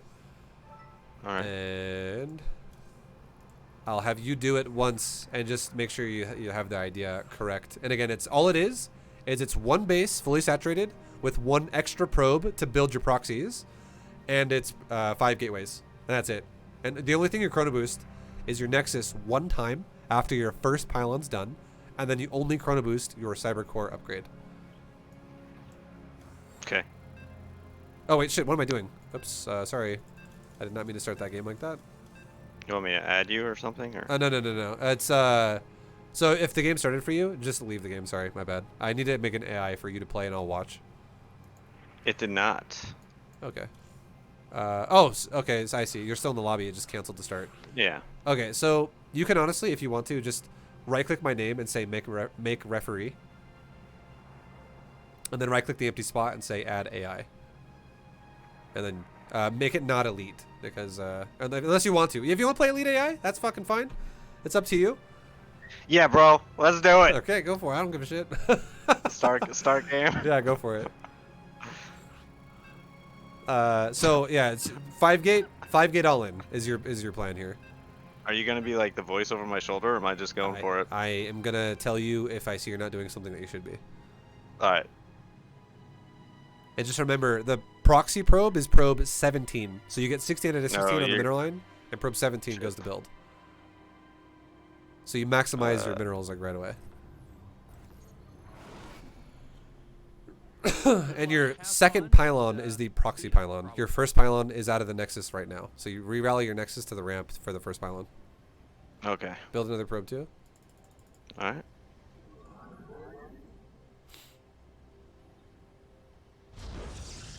Is this probe going anywhere? Or? No, he's going back to mine. Now you re-rally the Nexus to mineral line, and you don't build another building until, like, once you're at, like, look at your pylon, it's almost done. So I'd say probably grab another probe now. Perfect. Like, this probe's going to get there at perfect time to build the gateway. And if your wall's you want like, me to build? It doesn't matter where you put it. I would say for now, like, that pylon wall looks a little fucked up. But it doesn't matter because that's not you're not macroing, you're all-inning. Now build. Chrono? Sorry, chrono boost. Yeah, do a chrono boost. Build one of your gases. Build a probe. Oh again. shit! Keep building probes. Ah! Okay. Now rally your Nexus to like his third base, where you're gonna proxy your shit. And as soon as the probe spawns, build another probe. And now re-rally it to the gas now. Actually, re-rally it to your gateway. Sorry, I said the wrong thing. Or just grab this probe and send it to your gateway now. And build a second. Just build a second gateway somewhere up there near the pylon. Second gateway, and also build your core. And keep making probes. Don't stop making probes. Make it core. Now you can build your second gas, and you can also go back into mining your gas.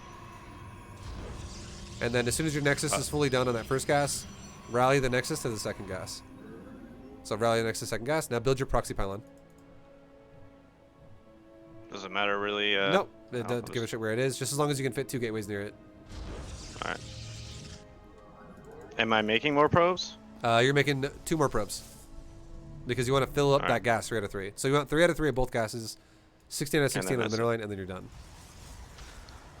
Chrono Boost your warp gate upgrade now. And now save Chrono Boost to do it again. And now make 2 stalkers when you can. Yeah. This motherfucker! Yeah, right. Now make gateways as well. You got to make gates as well at your proxy. Oh, okay. Yeah. Another pylon or no? Yeah, make another pylon. You're going to block soon. Chrono Boost your warp gate again. And you'll be able to Chrono Boost it one more time once you have the final bit of energy, which will finish off your warp gate upgrade. Okay, no more. Now just make pylons with this probe periodically. Maybe make 1 more near the gates in case the first one dies. That one's a little far away, but it's okay. Now just put all your warp gate. Like, I don't know. Do you use a warp gate hotkey? Just as long as you're like actually using the warp gates is all I care about. So if you don't use the warp gate hockey, make sure they're in the same control group maybe for gateways. You Yeah, get they're okay. Now get your stalkers going over to the proxy. Like start going, get ready to go attack, and chrono boost your thingy in about like the next like 5 seconds because that's when you have the energy for it. And then just make no battery. Cancel the battery. Cancel that shit. You do not want batteries like blindly because it's gonna slow down your all in. That's the kind of shit that slows you down. Only make battery. So I shouldn't even have said battery. You only want to make it if you feel like you need it.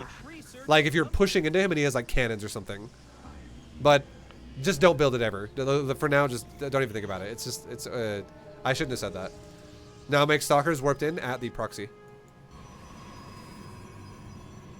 And make sure that you always warp it in a fast field, and then just auto attack all your stalkers into his face.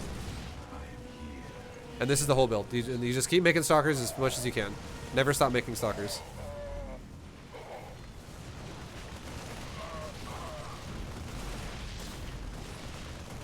So the one thing that happened there to you that was a bit fucked up was your stalkers engaged with like 2 at first, and then like 3 more engaged, and then like it was a bit spread out. No. Yeah.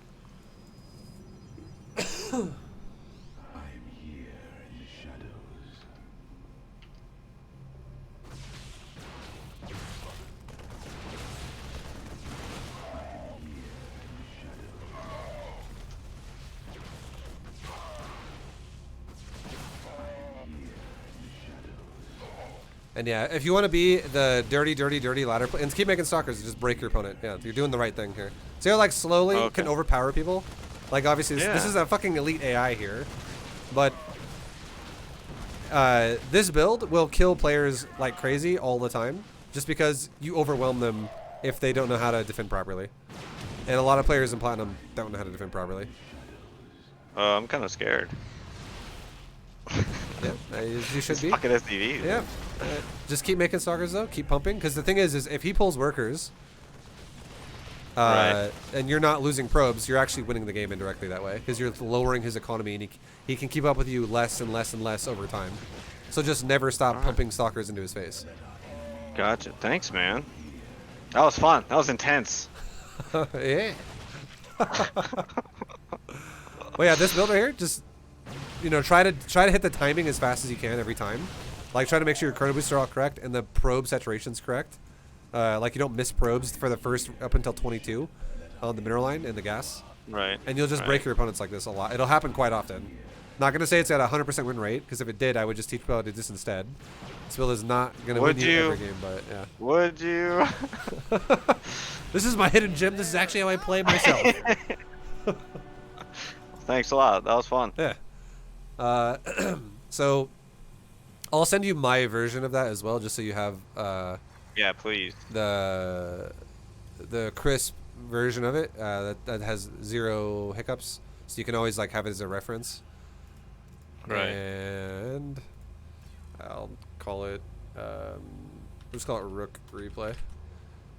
Sounds good. And then yeah, so now now I guess if like last question for you would be if there's anything else you have questions on about anything that we talked about up till this point, I'll happily elaborate. Otherwise, we can shift gears and talk about your bro, Mike.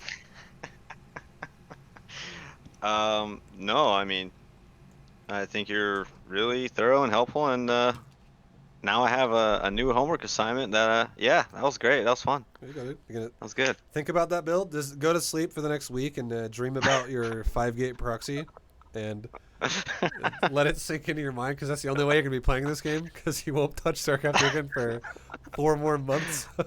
I know how to play StarCraft. Stalkers.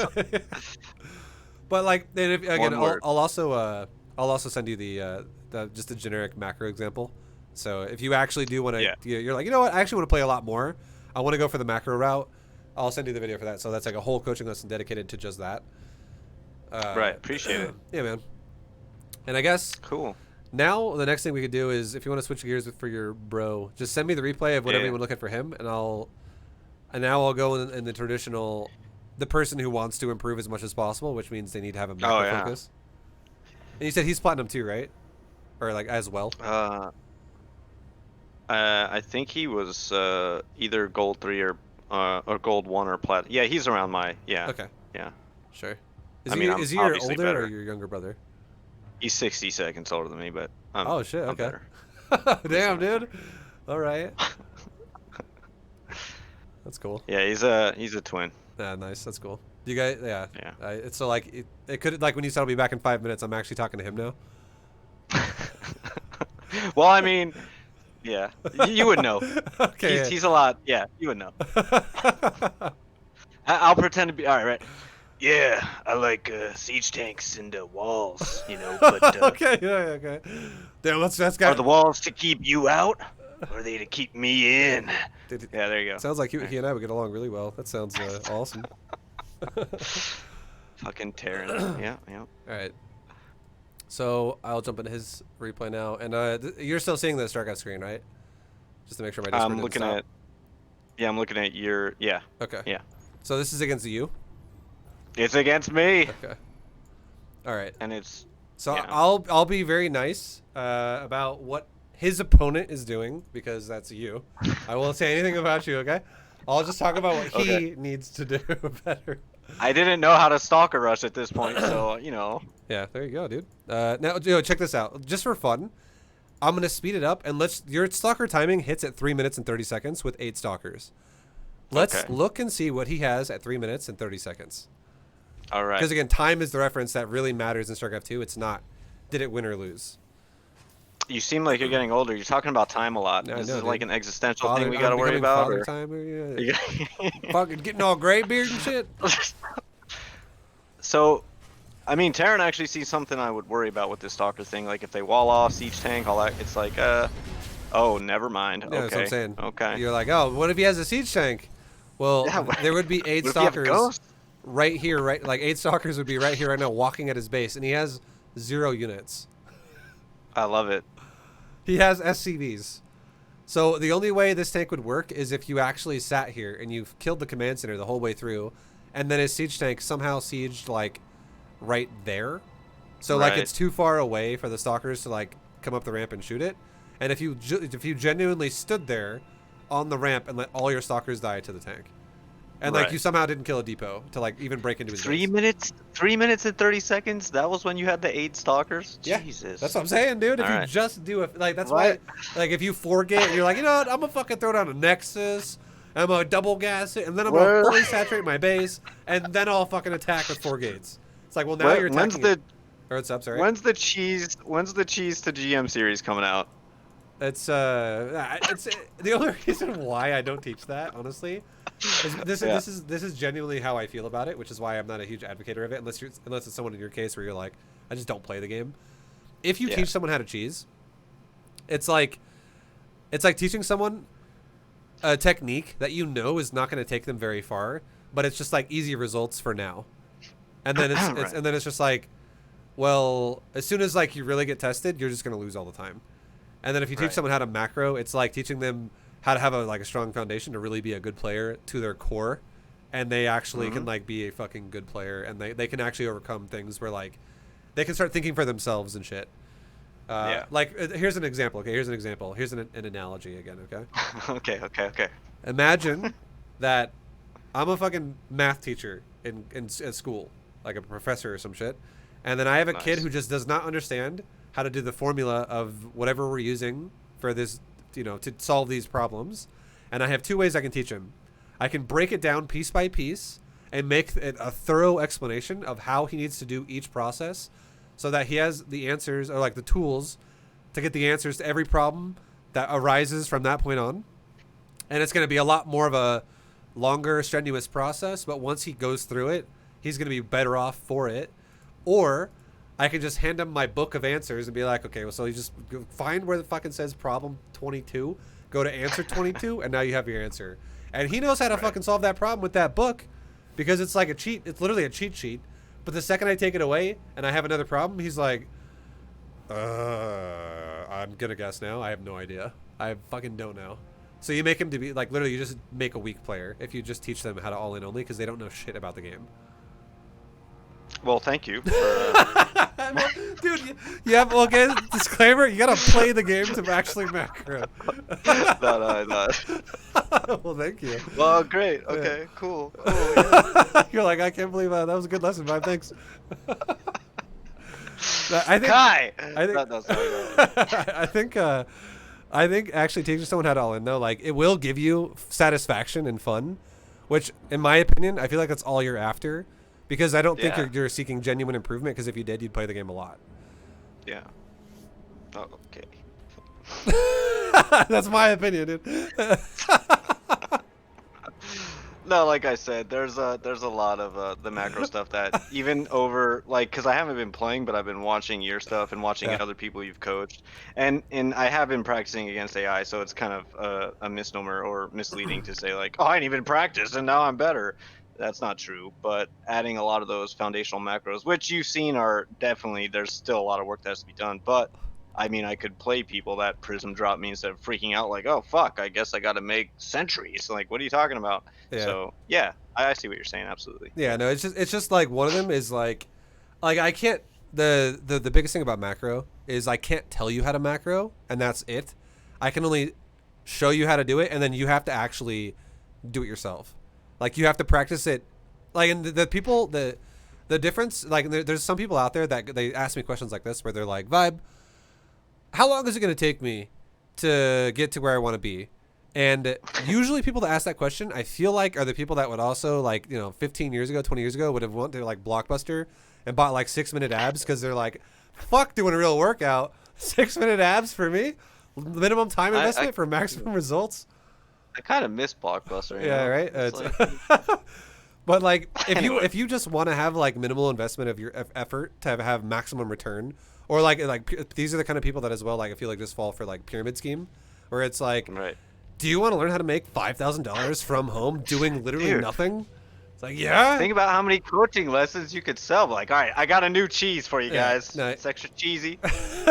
Yeah, it's just there's macro in StarCraft 2 is a skill you have to acquire for yourself, which requires repetition like fucking crazy, and it has to become so much repetition to the point to where it's all automated, and your brain has to put zero processing power. Like, you don't have to think about it, you just do it because it's fucking ingrained into you at this point, which takes hours upon hours upon hours upon, like, Of course. Yeah. some people do pick it up a little bit faster than others, but it's usually the people that are willing to like grind it out more are the people that will be like, Vibe, guess what, caught your series, and I went from never playing this game to Diamond 1 in literally a month and a half. And then you got another guy who's like, Vibe, your series fucking sucks, okay? I watched it. I'm still fucking Platinum 2 after, watching it twice. And I'm like, well, they're like, sometimes they even show me a replay. And I'm like, dude, you're not even doing the fucking build, though. Like, you keep deviating out of it. It'd be something like what you showed me a minute ago, where it's like, okay, well, you want to expand, but you go fucking 4 gates and then you expand. And this doesn't really go into terms of like what macro means and shit like that. So people definitely fall out of it. Like they have to really like buckle down and just do it a lot if you want to really see improvement out of it. I get you, but now we know why I went for a gate, and now I have the strat, so we're good. Exactly. Good. If you're gonna play that as little as you do, that strat's gonna get you fucking a high win rate. You're gonna be like, Mike's gonna be like, bro, I'm fucking like a 3,800 MMR or like 3,300 MMR right now, and I play this game every week. Like, maybe not every day, but he plays. Let's say he plays like 4 days a week, and he plays for like probably like an hour or two a day. And his record is something like, at the end of a season, his record's like 214 wins to like 203 losses, and then your MMR is like 13 MMR higher than his, or like somewhere like maybe like 50 MMR higher than his, and your record is something like 19 wins to like 7 losses. And you're like, bro, I'm more than you. Yeah, right. That's a lot of games. You're like, more like 9 wins to like 3 losses. Okay, that's more my speed. Yeah. But, what can I say, Mike? I'm just better than you. I mean, well, that's just like but the thing is like, for real, like, obviously if he sticks to it and he just grinds through it, he will eventually surpass that. And if you're the kind of guy who just only cheeses, once you hit that brick wall, you'll never break through it. Yeah. And it'll be like, exactly, I'm stuck here forever. That's why part B is destroy his mind and soul, so he never thinks he can be better than me, and he quits. I mean, there you go. Okay, GG. so GG. you actually want me, and you want to. This is like a. This is basically me supposed to be like, Mike, dude, you fucking suck. Uninstall. Go play an easier game. And you're like, yes, I always have a higher MMR. There you go. I let the cat out of the bag too soon. All right. Don't listen to him, Mike. Stick to your macro ways. That's what you call this garbage. Here we go. Okay, so, Mike, your SCV is it's proper. He rallied it correctly to the ramp right away. You watch? He's the one who told me about you. Okay, So he, Mike's on it. So far, so good. No SCV is. Wait, hold on. Did I actually miss something? I want to see how many SCVs. Okay, you started it right away. Is there a missed moment for an SCV? No. Okay, this is good shit, dude. This is going well. Build's flowing. He's bullshitting you, Mike. You suck. I'll be genuine here, Mike. You're doing great. I'm not gonna, but as soon as you start fucking up, I'll tell you you're fucking up. Okay, good scout. Right after like around 17 supply, 18 supply. That's a really good scout timing. You saturate your gas with 3 boys as Terran. That's a good idea. Like right off the bat. So far, build's good. We'll see what your scout does in a second here. Okay, so this is okay, Mike. You're fucking up. Yeah. Now, if I look at his camera, I want to see if he looks at the SCV. Okay, Mike, I'm looking at your camera. Okay, let's see this. Does he ever look at the SCV? I'm watching the command center, but I want to see his camera where it goes. So, okay, well, I mean, to be fair, he shouldn't actually start an SCV right now because he's going to make an orbital, but he doesn't make an orbital either. That's a priority for sure. So he takes a quick gander at your base for like a split second. I like that. I like that you didn't focus too much on the, the opponent's base. But just know, you have 3 things to do right now. Number 1, make an orbital command. Number 2, make a command center. Number 3, look at your scout. And in that order that I said 1, 2, 3 is the priority of what it should be. So orbital first, command center second, scout of your boy over here third. Just to get like a quick peek to go. Basically, all you want to see is how many production buildings does he have, and is there or is there not a gateway? Or sorry, a nexus is what I meant to say. So if you see this where you're like, oh, this guy's got a fucking pylon, or a pylon, a gate, and a core, you could be like, cool, there's probably going to be a nexus because this is not like 3 gates and a core. This is 1 gate core. So I would feel good as a Terran player right now to be like, cool, I can expand now and just have a faster expansion than my opponent. So if you look one more time as you leave, in case you might have missed a probe that went down the ramp as you went up the ramp, this is fucking huge because if your opponent still has not expanded and you have, this is that moment where you have one of 2 things that could happen to you. Number 1 is your opponent's just behind and is going to take a late expansion. Or number 2 is your opponent might be going for more tech, which you shouldn't really care about that much. The only thing that changes for you if this happens is make sure your tanks are sieged, which I know this is what you're going to make if you watch Beta James series. Make sure, oh, he's also making a Reaper. This is interesting. We'll talk about this in a minute. But if you're going to make tanks, you just make sure they're sieged in a good spot. So like, for instance, if you're going to wall this off with like add-on, depot, full wall, you put a tank there because the tank there cannot be killed by like zealots and shit. And it'll be really hard for stalkers or adepts to kill it because they have to walk through tank shots all day. Because like the tank, if it's here, can shoot all the way to like right there. So you can literally shoot like the whole front of your natural. So if anything is like walking in and out, you can shoot it, whatever. If it comes up the ramp and your tank is actually exposed, by then your tank will have shot like 3 times or 4 times, which is a shitload of damage. And then furthermore, your second tank could be like maybe like positioned a bit more safe rather than a bit more aggressive against the wall, if that makes sense. Because if you don't see an expansion from your opponent, you might be assuming that they're going to be a bit more aggressive. That's the whole point I'm trying to make here. So you don't need to scout. There might be 4 gateways. There might be. Sorry, maybe, dude. Maybe. Oh, but also, by the way, like I never mind if you interrupt me. Like I never want you to feel like when you do, where I'm just like, can you stop talking and let me fucking speak? I can't. Like I don't give a fuck. I actually like you're like, for instance, like you, Kai and Mike are the ones who are benefiting from this. So it's not about me. It's about you guys. So you, by all means, if you actually want to say something, even if it's a joke, just you're having fun, you can interrupt me whenever you want. I don't want you to feel weird about it. Right. But don't fucking interrupt me again, okay? Yeah. But yeah, like for now, like the double gas doesn't mean shit. Nothing means anything. It just means, oh, no expansion as early as I did. Let's just make our tank positioning safer. That's all it is. And if you're going for a Reaper follow-up, you're definitely going to have another scout again, too. We'll see what you do with the Reaper. But yeah, everything looks fine so far. Mostly, your orbital command was really late. Other than that, everything was fine. Now, I would say be very careful at this point, too. Because we'll see what you do with the barracks, but you're going to supply block if you don't start a depot right now. Okay, good. That's perfect. I'm glad that you built a... Okay, this is actually something... I'm going to see what you do with the Reaper. I'm going to see if we justify why you make this. Let's see if we can justify this, because this is something that could fuck you. Yeah, Mike, let's see what you do. Let's see what you do with the Reaper. Mike, what are you going to do with the Reaper? What are you going to do? Let's do with the Reaper, Mike. Mike, I'm not really that impressed about this Reaper right now, dude. Okay, he's sitting there. It's good real estate. Yeah, it's counting the third. Okay, you go into the base. So here's a... This is something I talked about with another Terran player who did not understand this as well. When you see a Reaper attack a probe, or rather a worker, okay, a worker, generally speaking, this is some Reaper knowledge I'm going to drop on here right here, okay?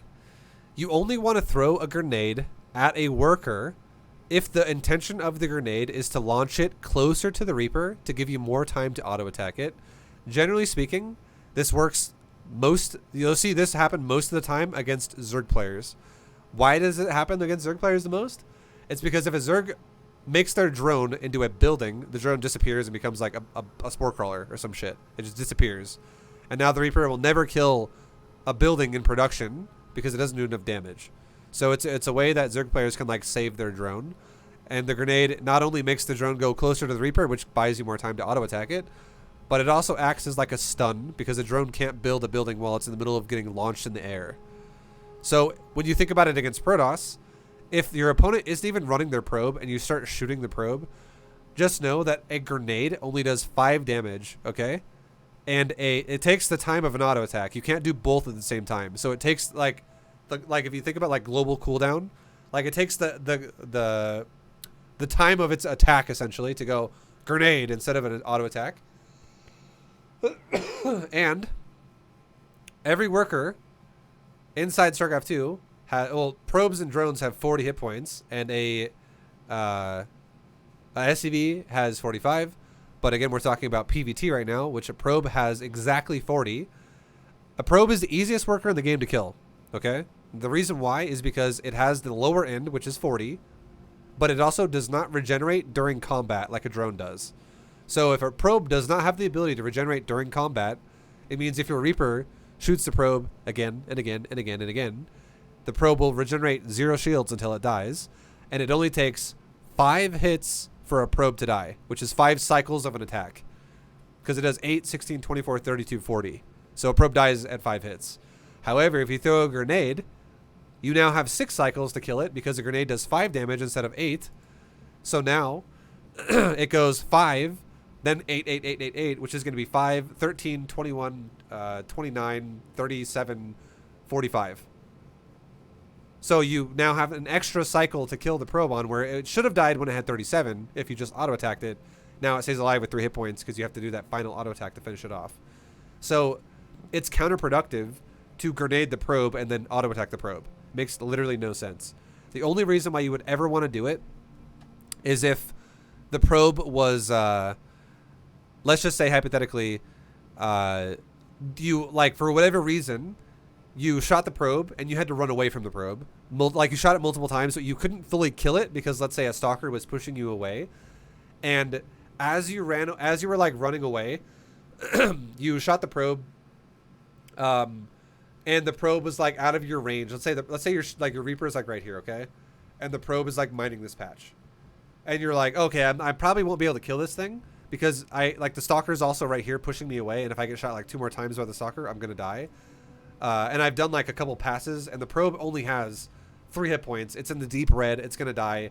It's because also the reason why it could have like 3 is because maybe its shield started regenerating and it got like 7 shields regenerated, or like it got 5 shields regenerated, and then you shot it again because you had to keep running around a lot. The point I'm trying to make here is if you wanted to have a delayed auto attack, that did 5 damage, and if that was actually representative of what would kill the probe, then it would make sense because you could throw the grenade and then run away. And if the player does not run the probe away from the grenade could kill the probe. That's about the only time it would ever make sense to kill a probe with the grenade. If the grenade itself, it will kill the probe because it will do damage after your Reaper runs away. Now, what the grenade should be used for, generally speaking, is it should be used to actually zone out the Stalker or the Adept. So if you're running, like if you're auto-attacking probes and you're like pushing your Reaper to the point to where it might die, and let's say like right here, you were like, okay, I need to get this Reaper the fuck out of this base. And let's say you just killed a probe and you're like, cool, I got a probe kill because I auto-attacked it to death. And now I want to try and save my Reaper to make him not die. What if you ran this way, back up to the cliff to run out of his base? And as your Reaper is like right there or like right here or something, you throw a grenade right there. And what this grenade does is it launches the Stalker up into the air and it makes the Stalker go from here down to here. It pushes the Stalker away from your Reaper as your Reaper tries to escape the base. So it increases the chances that you survive. That's what the grenade really is used for against Protoss, is it's zoning out the gateway unit to buy you more time to auto-attack down the probes for longer or with more time. Or it just zones out the Stalker so that you can just run around his base and scout longer and then push him away so he doesn't kill you. So you can come back again later and scout him again and see like, oh, he made a Robo or he made a Stargate. Never ever fall in the misconception that the grenade does more damage than the gun. This isn't real life. This grenade fucks shit up in real life. So yeah, grenade does only 5 damage. The Reaper's auto attack does 8 damage. So don't. And also here's the crazy thing too, the grenade, actually the time it takes for the Reaper to go like throw the grenade out, and then it goes back to having the Reaper go back into the mode of being able to auto attack, it's longer. I'm not 100% on this, but I'm pretty sure. It's guaranteed at least just as long as 0.79 seconds, which is the auto attack cooldown. But I think it's longer. I think it's like a second for the Reaper to throw the grenade out, for the animation for the Reaper to grab the grenade, throw it at the ground, and then the animation to go back into having his guns to shoot again. I am pretty sure that is longer than 0.79 seconds. So you actually miss more auto attacks if you throw a grenade. It's like 1.5 auto attacks almost that you just miss out on because you wanted to throw a grenade. So hopefully that makes sense, but that's why you would never ever want to fucking use it to kill a probe. You only want to use it to zone out something like a Stalker. So now your Reaper runs around his base. I'm watching your production tab. You're doing a good job of making SCVs during the process, which is good shit. Now your Reaper's kind of chilling at the natural. And you got to be careful about this kind of shit. You're just going to die to the high ground of a Stalker. That's not ideal. Mike, what the fuck you doing, man? You got to move move to the left, dude. He gets memorized by minerals. He like goes to a place. He's like, ooh, yeah. I don't know. So I would say this. If your goal here was to kill workers, obviously we just talked about that a lot. I just explained that, so that's that. But if your goal here is to scout, you definitely don't want to lose the Reaper the first time, because generally speaking, the fact that you confirm that there's a Nexus here, amazing. I'll give you props on that. You get 1 out of 3 gold stars for that, okay? I'll give you 1 gold star for that. But what you want to do if you want to scout with this shit is you want to leave his base and come back again. If you actually saved the Reaper and left his base, that's a 2nd gold star. And the reason why you get 2 gold stars for that is because there's 2 things that does the Protoss. Number 1, it makes the Protoss less likely to attack you, which increases your efficiency of macro. Less likely you're going to get attacked. Number 2, what that does is it also increases the chances that you're going to be able to actually scout tech.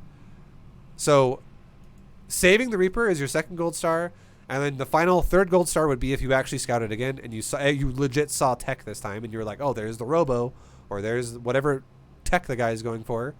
So if you're going to go for a Reaper, really, really, really try to not lose it.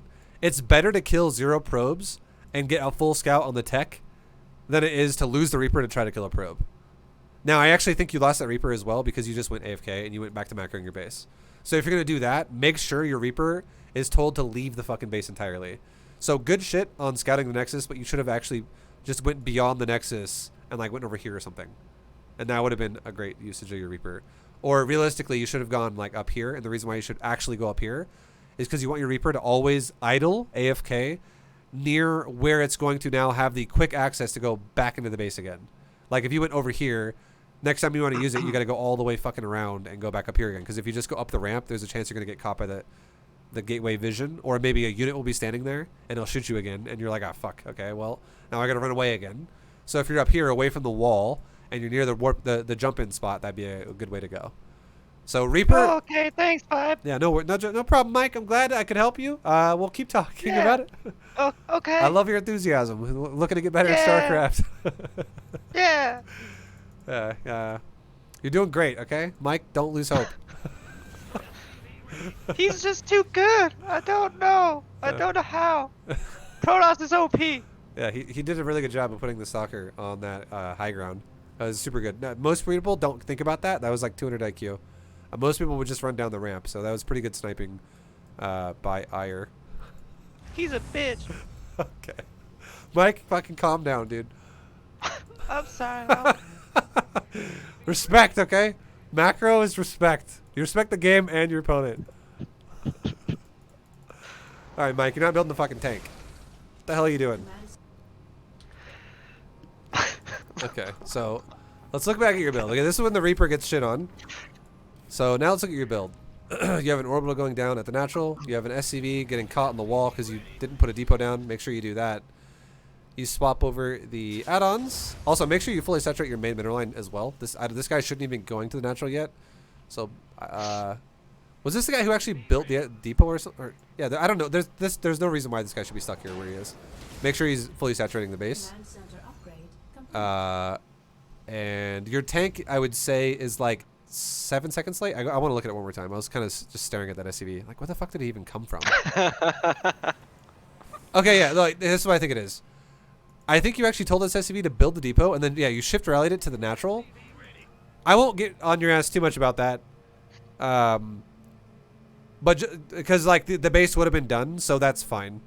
Just, I would say, the way to fix what you just did, just lower the depot that's done. Like, when you wall off, just lower the depot, and don't get so caught up in the moment of going, well, ViBE, what if he runs a unit into my base? I don't want to die. You're gonna 100% you're going to want to rally your SCVs faster than the unit's going to attack you. So lower that fucking depot. Now let's watch your tank. I want to watch your gas timing's fine. I like your gas timing. Let's watch your factory. So you lift and land it. You should be right now. Are you looking at your Reaper? No, you're not. You're making a depot. You're making a depot. Okay, that's fine. But like you just initiated the command, right? Of going swap add-ons. And now while you do this, how long does it take you to... You land at 306 on this factory. How long does it take you to make the tank? You got 20 seconds till your life is over, bro. Like, it's not looking good, dude. It's not looking good. Okay. This is the kind of shit that will make you die to the Allin I just showed Dave over here, okay? Yeah. And you make a fucking Hellion! No! Yeah. No, don't make a fucking Alien. Okay, I don't know if that was like a misclick or like a miss hotkey. I'll see if you keep making the Hellion. Okay, you missed it. Okay, so be very careful about that. But yeah, that was like. Oh, you can't. Okay. That was a long fucking time right there. That was like 20 seconds. Wait, when did I say it landed? I can't remember now. Like I think 310. It's okay. No, it was 306. Yeah. It was 306. Yeah. No, Yeah. Mike. Okay. Yeah. I know. I'm trying. I'm trying so hard. I'm trying. You sound like it's like a Michael Jackson impersonation. Like you're gonna be like, before I know it, you're gonna be like, telling me that Mike named his child Blanket or something. Blanket. No, that's ignorant. You're ignorant. No. Ignorant. Okay. So you started the tank. It is a bit late. This is the kind of shit that will kill you. And also, your Reaper is delaying your tank even more. So, Mike, just know if you actually want to, if you're having a problem dying to Allins and shit, stop making the Reaper and also make that tank faster. And you'll actually be able to make a tank out way fucking quicker than starting it at 323. This is very late on your tank. This is the kind of shit that will get you killed against people who all in you. Now you're not making SCVs out of your natural at all. Here we go. A little bit of it. Like these are the kinds of things that you need to do. This gas is ridiculously fast. way too fast of the gas on your natural. We'll see what your build is, but if you're going tank Hellion, way too fucking fast. You're never going to fully utilize this for the longest time. And this is just added extra cost. Instead of taking gases like this, if these SCVs didn't have to spend 150 minerals to build it, and then also more time to build it, which is, look at this. Gas is 21 seconds. The time it takes 2 SCVs to build 2 gases is 42 seconds, because it's 21 times 2. You mine 1 mineral per second with an SCV. So that's 42 minerals just to build the refineries. And now you actually also spent 150 minerals to build the refineries because it's what they cost. Because it's 75 per. So that's 192 fucking minerals to set up gas that you don't need right now. And then if you had those extra minerals, that's half the, about half the cost of a command center, which is actually what you want to build instead. A third CC first would be amazing. You want to take your gas at your natural when your natural's like around maybe like 10 SCVs. Like half to like a little bit more than half saturation. Because again, what are you building for gas? You're just building tanks. And 2 gases is already more than enough to make 1 tank at a time. So this is overkill, essentially, is what I'm trying to say. You're not actually adding a gas cost yet. It's pretty good too. Yeah. Yeah. You should have been like, thanks, 5. I appreciate it. You know, that's good tip, 5. I just like gas, and I thought it was good. And I thought I was doing it right, but that makes sense. Okay, nice tank placement. But Mike, what the fuck you doing with your depots, dude? I'll say this. This depot's okay. This turret is panic mode. I don't know why you're making this turret right now. I feel like you have PTSD of dying to warp prism Allins. You're like, fucking hate warp prisms. This turret is not necessary. Just know that you would butt fuck a prism all in if you macro properly. And like your third base is down faster. Your units are down faster. Like just like how I showed Mike just like I showed Dave the 8 stalkers at 330. And he's like, what the fuck? Whoa, what would he have at 330? A tank? Like your tank just started at 330. The same thing applies to you if you just make your shit faster. And if a Protoss shows up and attacks your base with a Prism all in, and you have like, instead of having 3 tanks and 2 Hellions at 516, instead, what if you had like 3 tanks, 6 Hellions, and a Thor already by now? And you're like, oh shit, well now suddenly dealing with a Prism all in is way easier because I didn't do shit like build turrets all over my base because I'm freaking out about, like, I'll say this, I don't mind the mineral line turrets because if you don't know what tech your opponent's going for and you're like, well, what if it's an Oracle? I'll allow it. It's okay. I'm not going to be like, that's the worst. If you're not sure how to really fully scout someone yet, that's okay. But here's like a tip I would say. If you go for a Reaper, it only makes sense that you go for that Reaper, like we talked about earlier, if you get 100% scout information. So if you're also delaying your build by making a Reaper, and you're delaying your build by making turrets that you don't need, that's double delay. That makes no sense for you, and it just slows your build down. Like, for instance, if you're gonna make these turrets regardless, why make the Reaper? And if you're gonna make the Reaper and you scouted properly and you went, oh, he has a Robo, there's no need to make these turrets in the middle line. There's no need to make this turret over here either, because it's a fucking Robo, right? It's just for the Prism, and all this guy has to do to fuck over your turrets is go, like, it's like this. It'd be like the Prism goes here, like David's like, oh, missile turret, Prism there. And you're like, fuck! Go closer to the right. You just hurt me so hard in the past. Okay. Where did the prism touch you? Point at the doll. Let's say it. Just stop making turrets. Like, blind turret, if you legit are blind and your SCV didn't get a full scout off, it's okay. Because the rest of your build is flowing as fast as it possibly can. Again, if it's in the mineral line. But this is too much as it is already for the build that you're in, and this is way too fucking much because of the fact that, you know, it's, wait, you have 4 turrets, dude. You have 4 fucking turrets. I didn't even see the 4th one. Oh my god. This is way too fucking, this is like, I fucking hate DTs. DTs suck. I told you, it's my dream. Yeah, like, this is, I would say this, just make 1 turret per mineral line. If you're not, skip the Reaper. Okay, my new plan for you is skip the Reaper and make 1 turret per mineral line. Like, just like you did up here. Like, you know, also be very careful where you build it because you just actually blocked the mineral patch right there. Like, look at this SCV. Yeah. Look at that SCV right there. This poor guy right there. He's like, fuck, dude, I have minerals in my hand, but fucking Jimmy built a goddamn turret behind me. He walled me in. So now you got this guy. He's like doing the whole job by himself with long distance mining the far patch. Meanwhile, this Fucking guy, Mike. this guy is just like banging on the wall with the minerals in the way, being like, "Let me out, please." So, be very careful where you build a turret. The best way I can tell you to not fuck your mineral line up, always build the turret against the command center instead of against the mineral line, because if you built it one grid to the right, so if it was right there instead, no SCVs would be fucked up. None of them. It would be a good placement for the turret, and nothing would be disrupted. But you just created a mineral pocket wall with this fucking turret there. So that SCV is now idle. What's up? Do you have any tips for supply? I keep noticing he keeps supply blocking like a fucking bronze over here. So is there like some sort of like mental, other than practice, you fucking retard? I mean, sorry to be insensitive to my brother, Yeah. but so this is the easiest way. I was actually going to talk about depots like right after, but we got sidetracked by the turrets because this is fucking huge. This is so bad for Terran to do that. But all you want to do with the depots is this, okay?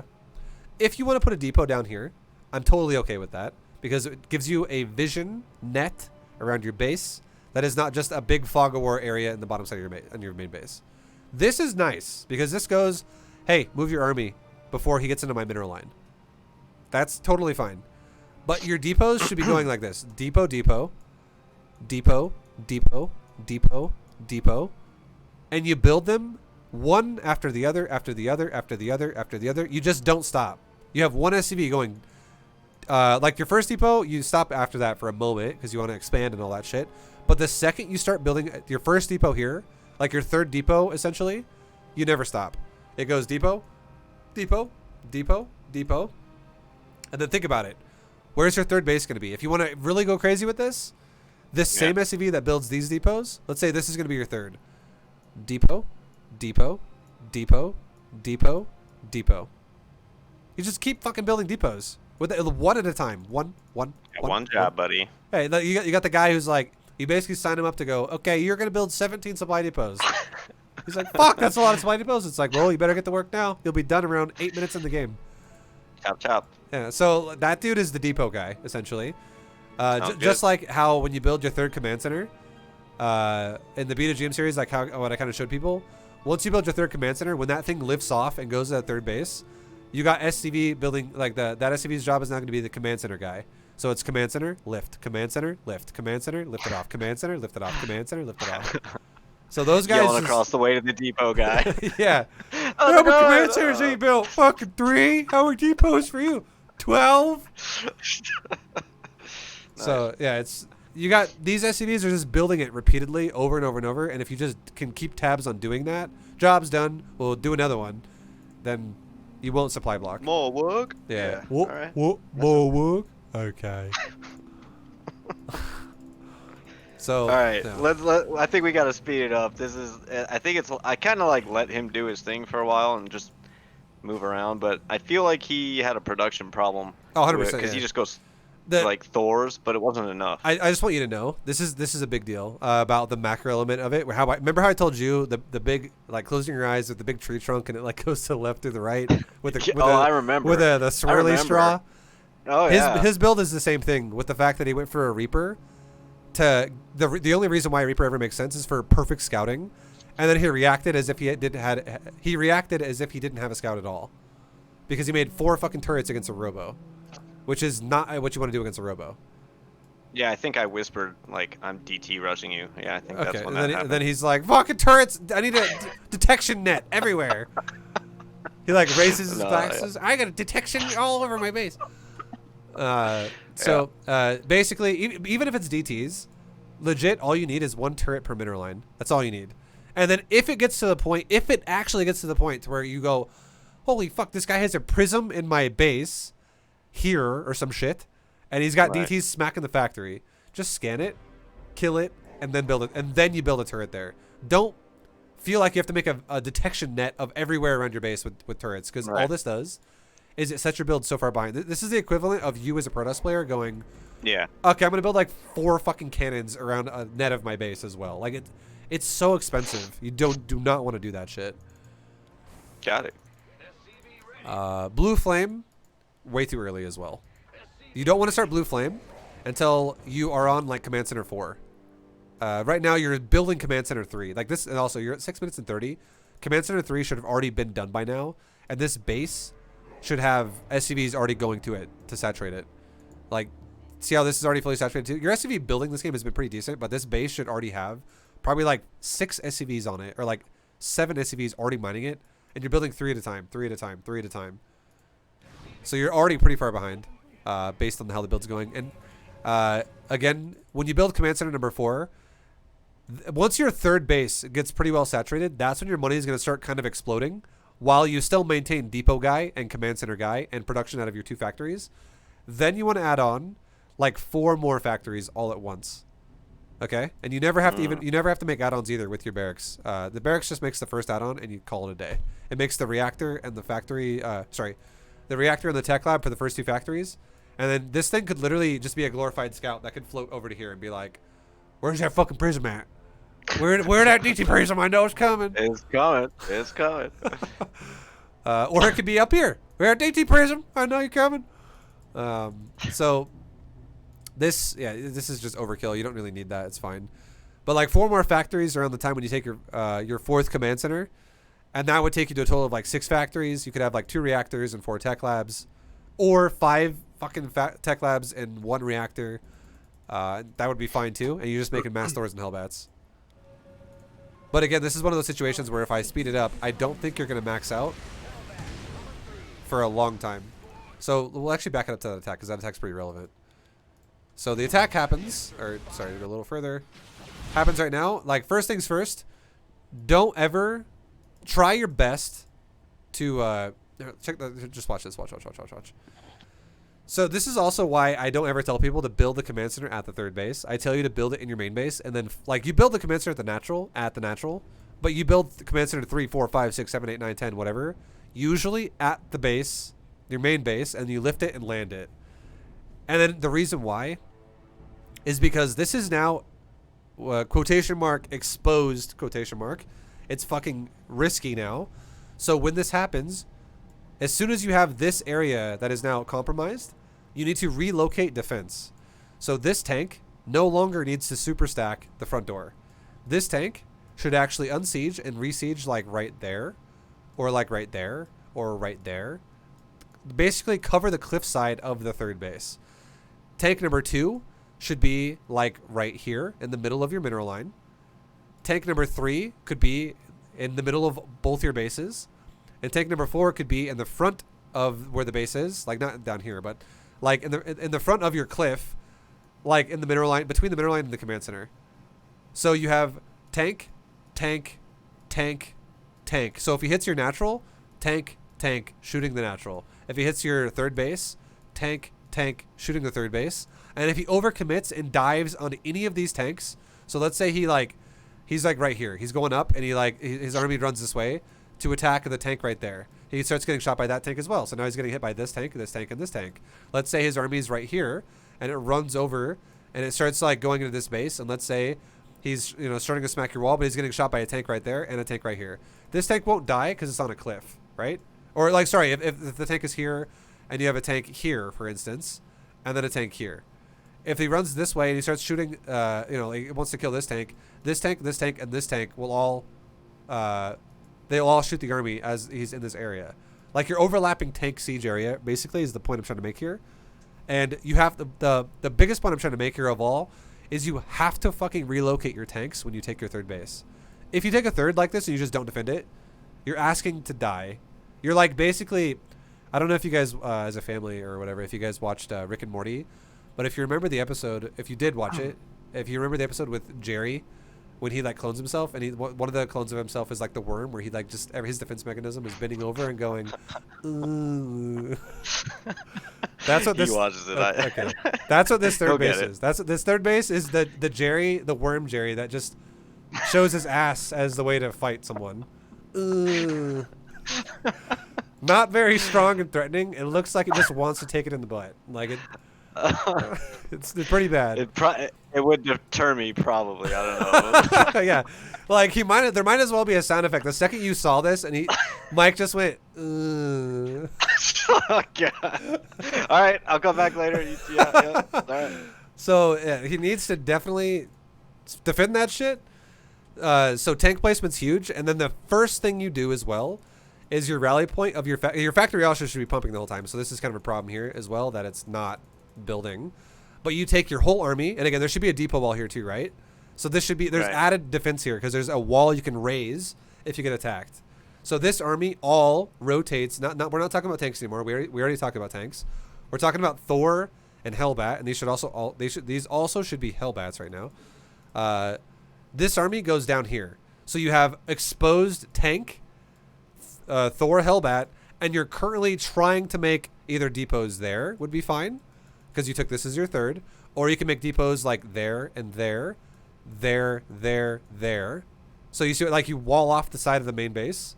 So if the army comes to attack you, they have to run into your Thor Hellbat and multiple tanks, or they wash up against a depot wall and get shot by multiple tanks. Yeah. That's way more fucking power in your army if you do it like that, rather than the... Oh, I hate Terran. All right. And then, yeah, so like your army with no Hellbats, no tanks being sieged here, what happens now is you move into it, your Hellions kind of just start dying. You do siege just before the fight starts happening, but now, like, you're starting to siege your tanks when the fight starts happening. You're not already preset, which is what you should be. So you're starting to siege as he's already engaging the tanks. This is not what you want. Right. This is how you lose your fucking tanks really fast.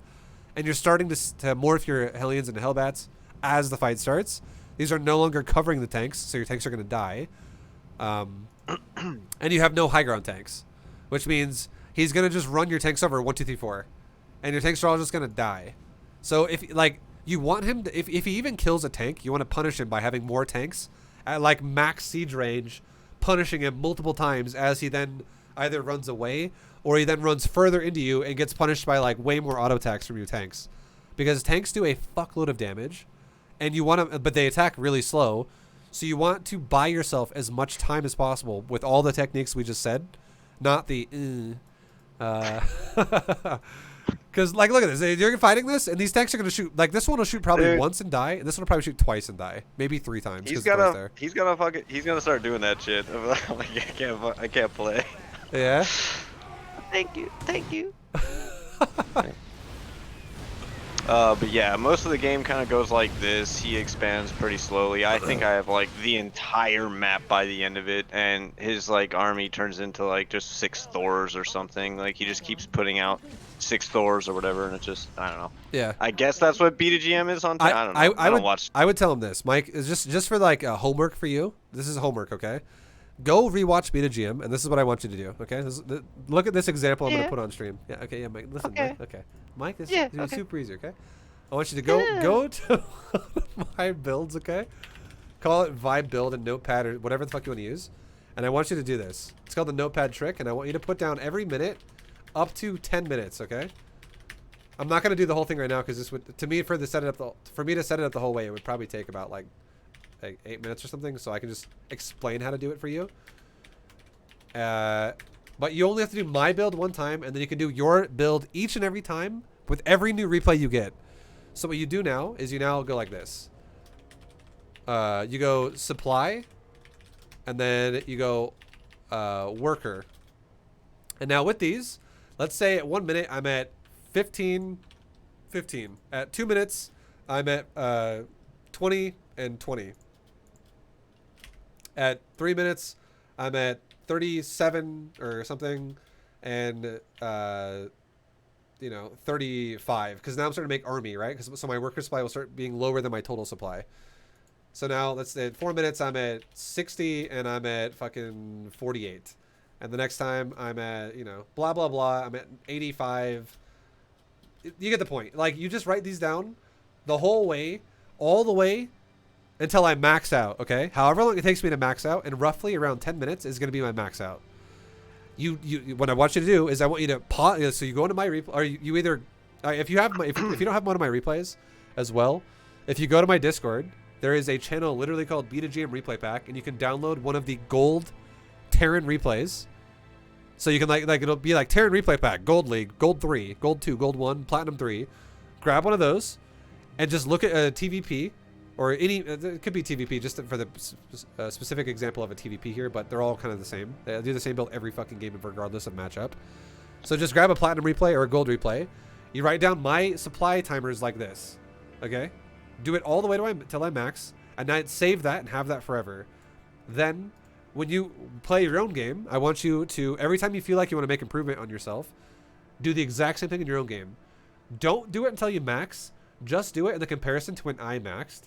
And so then in your own game, you would do the same fucking thing of going, okay, ViBE, I just did my own, and now I did my own version of, I don't have my input numbers of supply on anything, but I do have all the minutes put in, and now you input your own thing. So you now go to your own replay, and you pause it at 1 minute, 2 minute, 3 minute, 4 minute, 5 minute, 6 minute, all the way till when I maxed in mine, and you compare, and then you go, okay, I'm tied with ViBE at minute 1, 2, 3, 4, I fall off. At minute 4, I just fall off. Why the fuck am I falling off? Well, I mean, something went wrong there.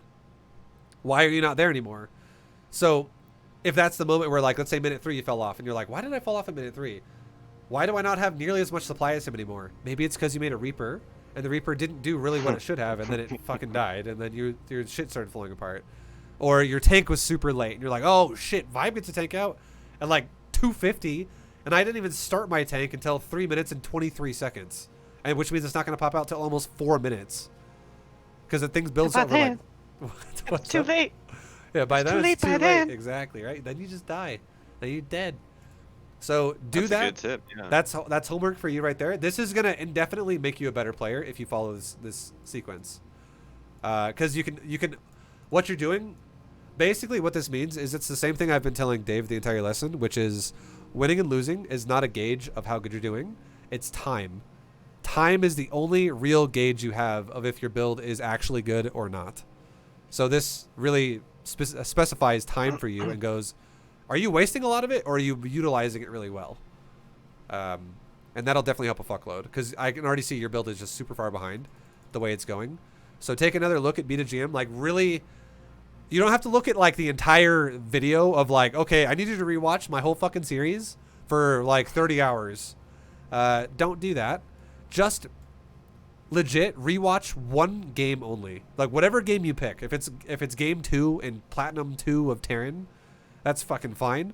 Rewatch that game. Really look at what I do and look at the replay, the timers of it, and be like, okay, I need to like really hammer this out. Just specify it on one game. So rather than rewatching the whole series 20 times, rewatch one game 20 times. It's a lot less time consuming, and you'll get so much more out of it. Good advice. Yeah, because the biggest thing of all is just a disclaimer alert for anybody out there. Every game from bronze to platinum is the same exact thing. I just do it slightly more efficient as the leagues go up.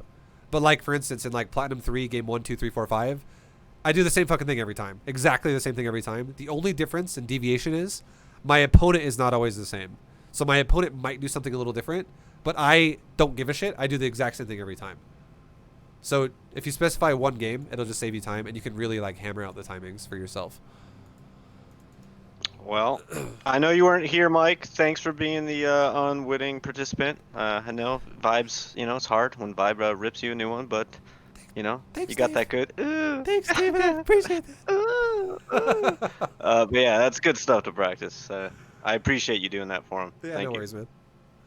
I hope you enjoyed it, dude. And I guess for both of you, do you have any questions about anything, or to wrap it up, or how you feeling? I got some stalker shit to practice, man. I'm feeling good. Feeling good. Okay, sounds good. Well, I guess I'll wrap it up with saying, shout out to Kai for setting this up in the first place. I really appreciate it. Oh yeah. And absolutely. You know, thanks for reaching out and doing it. And shout out to you and your brother for being a couple of StarCraft brothers. I wish my brother played more StarCraft. I only have one sibling who's 4 years older than me, and he barely ever plays. He's kind of like the 5 games every 5 years kind of a guy. So. Well, I'll tell you this, if it makes you feel better, your brother's only gonna let you down, clearly. Look at this shit. It's yeah, like exactly, right? one Thor. Oh. All right. But anyways, just dude, kidding. Dave, have a good Yeah. rest of your day, man. Much love, and yeah, thanks for hanging out, dude. You too, guys. Oh, I don't know why I say guys. You too, man. Thanks a lot. All right, Appreciate it. later. And I'll send this to you as a VOD in Discord by probably tomorrow, so you can send it to people you like, send it to Mike, or you can rewatch it yourself Absolutely.